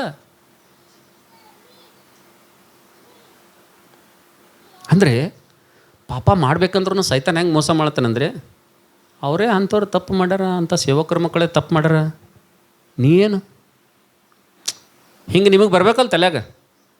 ಏನು ಬರಬೇಕು ನಿಮಗೇನು ಬರಬೇಕು ಅಂತ ನಿಂತು ಹೇಳ್ತಾನೆ, ಅವ್ರ ಮಕ್ಕಳೇ ತಪ್ಪು ಮಾಡ್ಯಾರ, ನೀ ಏನು ಅಂಥದ್ದು ಮಾಡಿದ್ದೀನಿ ಅಂತ ನಮಗೆ ನಾವು ಏನು ಮಾಡಬೇಕು? ಸಮಜಾಯಿಸಿ ಮಾಡ್ಕೋಬೇಕು ನಾವು. ಸೈತಾನ ಹಂಗೆ ಮೋಸ ಮಾಡ್ತಾನೆ ರೀ. ಅದಕ್ಕೆ ನಿಮಗೆ ಒಡೆದು ಹೇಳತ್ತೀನಿ, ಯಾವ ಪಾಸ್ಟ್ರನ್ನೂ ಹೇಳಲ್ಲ, ಹಂಗೆ ಯಾರೂ ಹೇಳಲ್ಲ. ನಾವು ಒಡೆದು ಹೇಳತ್ತೀನಿ ಏನಂದರೆ, ಇಂಥವು ಸಂದರ್ಭಗಳು ಬಂದಾಗ ನೋಡಬೇಡ್ರಿ ನೀವು. ಯಾಕೆ ನೋಡ್ತೀರಿ? ಇನ್ನೊಬ್ರಿಗೆ ನೋಡಿ ನೀವೇನಾಗಬೇಡ್ರಿ. ನಿಮ್ಮ ಮಾಡಲ್ ಯಾರು ಬೇಕಂದ್ರೆ, ನಿಮ್ಮ ಮಾಡಲ್ ಯೇಸು ಸ್ವಾಮಿ ಇರ್ಬೇಕು ರೀ. ಮಾದರಿ ಯಾರೇ? ಯೇಸು ಸ್ವಾಮಿ ಇರ್ಬೇಕು. ಮನುಷ್ಯರಿಗೆ ನೋಡಿದ್ರೆ ಅಂದರೆ ಮನುಷ್ಯರ ಬಳಿ ಹಲವು ತಪ್ಪುಗಳು ಕಾಣ್ತಾವೆ. ಅವರಿಗೆ ಮಾದರಿ ಮಾಡ್ಕೋತೀರಿ ನೀವು. ಅವ್ರಿಗೆ ಮಾದರಿ ಮಾಡ್ಕೋತೀರಿ. ಅವ್ರಿಗೆ ಮಾದರಿ ಮಾಡ್ಕೊಂಡ್ರೆ ಅಂದ್ರೆ ನರಕದಾಗ ಹೋಗ್ತೀರಿ. ಅವ್ರು ಬಿದ್ದರೆ ನೀವು ಬೀಳ್ತೀರಿ ನರಕದಾಗ. ಏನು ರೀ? ಅವ್ರು ಬಿದ್ದಾರ, ನೀನು ಬೀಳ್ತಿ. ಮತ್ತು ಅವ್ರದ್ದು ಹೆಸರು ಯಾಕೆ ತಗೋತಿ? ನಿನಗೆ ಕರೆಕ್ಷನ್ ಮಾಡ್ಕೊಂಡಾಗ ನೀನೇ ಕರೆಕ್ಷನ್ ಮಾಡ್ಕೋಬೇಕು. ನೀನು ತಿದ್ಕೊಂಡಾಗ ನೀನೇ ತಿದ್ಕೋಬೇಕು. ನಿನಗೆ ಸರಿ ಮಾಡ್ಕೊಂಡಾಗ ನೀನೇ ಸರಿ ಮಾಡ್ಕೋಬೇಕು. ಅದು ಬಿಟ್ಬಿಟ್ಟು ಅವ್ರು ಹಂಗೆ ಮಾಡ್ಯಾರ, ಇವ್ರು ಹಿಂಗೆ ಮಾಡ್ಯಾರ, ಆ ಚರ್ಚ್ನವ್ರು ಹಂಗೆ ಮಾಡ್ಯಾರ, ಈ ಚರ್ಚ್ನವ್ರು ಹಿಂಗೆ ಮಾಡ್ಯಾರ ಅಂತಂದ್ರೆ ಶರೀರಾನುಸಾರಿಗಳು ಯಾವತ್ತೂ ಕೂಡ ದೇವರಿಗೆ ಮೆಚ್ಚುಗೆ ಆಗಿರಲಾರರು. ರೋಮ 8:7 ಹೇಳ್ತದೆ, ಶರೀರಾನುಸಾರವಾಗಿ ಜೀವಿಸುವಂಥವ್ರು ದೇವರಿಗೆ ಏನಾಗಿಲ್ಲ, ಅವರು ಹೆಚ್ಚಿಗೆ ಆಗಿರಂಗಿಲ್ಲ. ಅವರು ಮನುಷ್ಯನ ಬಲ್ಲ ಒಂದು ಕಮಿಟ್ಮೆಂಟ್ ಇರಬೇಕು, ಒಂದು ಒಡಂಬಡಿಕೆ ಇರಬೇಕು, ಮನುಷ್ಯನ ಬಲ್ಲ ಒಂದು ತೀರ್ಮಾನ ಇರಬೇಕು ದೇವರಿಗೆ ನಂಬಿದ ಮೇಲೆ. ಹಲ್ಲೆಲೂಯಾ. ಅದಕ್ಕೋಸ್ಕರ ನಾವು ನೋಡ್ತೇವೆ. ನನ್ನ ಪ್ರೀತಿಯ ದೇವ್ರ ಮಕ್ಕಳೇ, ದೇವರು 3 ಜನರಿಗೆ ವೈರಿ ಆಗ್ತಾನೆ ಎಂಬುದಾಗಿ ನಾನು ಹೇಳಿದೆ. ಮೊಟ್ಟ ಮೊದಲಿಗೆ ದೇವರು ಯಾರಿಗೆ ವೈರಿ ಆಗ್ತಾನೆ ರೀ? ಹಾಂ, ಗರ್ವಿಷ್ಠರಿಗೆ ದೇವ್ರು ಏನಾಗ್ತಾನೆ? ವೈರಿ ಆಗ್ತಾನೆ. ಎರಡನೇದಾಗಿ ಯಾರಿಗೆ ವೈರಿ ಆಗ್ತಾನೆ? ಪವಿತ್ರಾತ್ಮನನ್ನು ದುಃಖಪಡಿಸೋರಿಗೆ ದೇವರು ಏನಾಗ್ತಾನೆ? ವೈರಿ ಆಗ್ತಾನೆ. ಮೂರನೇದಾಗಿ ಯಾರು ದೇವರಿಗೆ ವೈರಿ ಆಗ್ತಾರೆ? ಶರೀರಾನುಸಾರವಾಗಿ ಯಾರು ಜೀವಿಸ್ತಾರಲ್ರಿ ಅವ್ರು ಏನಾಗ್ತಾರೆ? ದೇವರಿಗೆ ವೈರಿ ಜೀವಿಸ್ತಾರೆ. ಲೋಕಕ್ಕೆ ಸ್ನೇಹಿತನಾಗಬೇಕೆಂದಿರುವವನು, ಲೋಕವನ್ನು ಪ್ರೀತಿಸುವವನು ದೇವರಿಗೆ ತಾನೇ ಏನಾಗ್ತಾನೆ? ವೈರಿಯಾಗಿ ಮಾರ್ಪಡ್ತಾನೆ. ದೇವರ ಆತನಿಗೆ ವೈರಿಯಾಗಿರ್ತಾನೆ. ಈ 3 ವಿಷಯದಲ್ಲಿ ನಾವೆಲ್ಲರೂ ಕೂಡ ಸ್ವಲ್ಪ ಜಾಗ್ರತೆ ತೆಗೆದುಕೊಳ್ಳೋಣ. ಈ 3 ವಿಷಯ ನಮ್ಮಲ್ಲಿ ಬರದಂತೆ ನಾವು ಕಾಪಾಡಿಕೊಳ್ಳೋಣ. ಓ ದೇವರೇ, ಗರ್ವ ನನ್ನಲ್ಲಿ ಪ್ರವೇಶ ಮಾಡದಂತೆ ನನಗೆ ಸಹಾಯ ಮಾಡು. ಪವಿತ್ರಾತ್ಮ ನನ್ನೊಳಗೆ ನೀನು ದಯಪಾಲಿಸಿದ್ರಿ, ಆತನಿಗೆ ದುಃಖಪಡಿಸದಂತೆ ನಾನು ಜಾಗರೂಕನಾಗಿರುವಂತೆ ನನಗೆ ಸಹಾಯ ಮಾಡಿರಿ.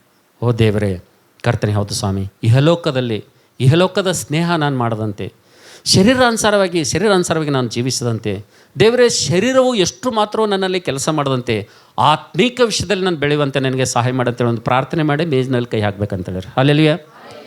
ಇಂಥ ಪ್ರಾರ್ಥನೆ, ಇಂಥ ಒಪ್ಪಿಕೊಳ್ಳುವಂಥದ್ದು ಪ್ರಾರ್ಥನೆ, ಇಂಥ ಸಮರ್ಪಣೆ ಪ್ರಾರ್ಥನೆ ನೀವು ಮಾಡಲಾರದೆ ಎಷ್ಟು ಸಲ ಆದರೂ ನೀವು ಮೇಜಿನಲ್ಲಿ ಕೈ ಹಾಕಿದ್ರಲ್ಲ, ನೀವು ಮುಂದೆ ಒಂದು ದಿನದಲ್ಲಿ ಈ ಸಭೆಯಲ್ಲಿ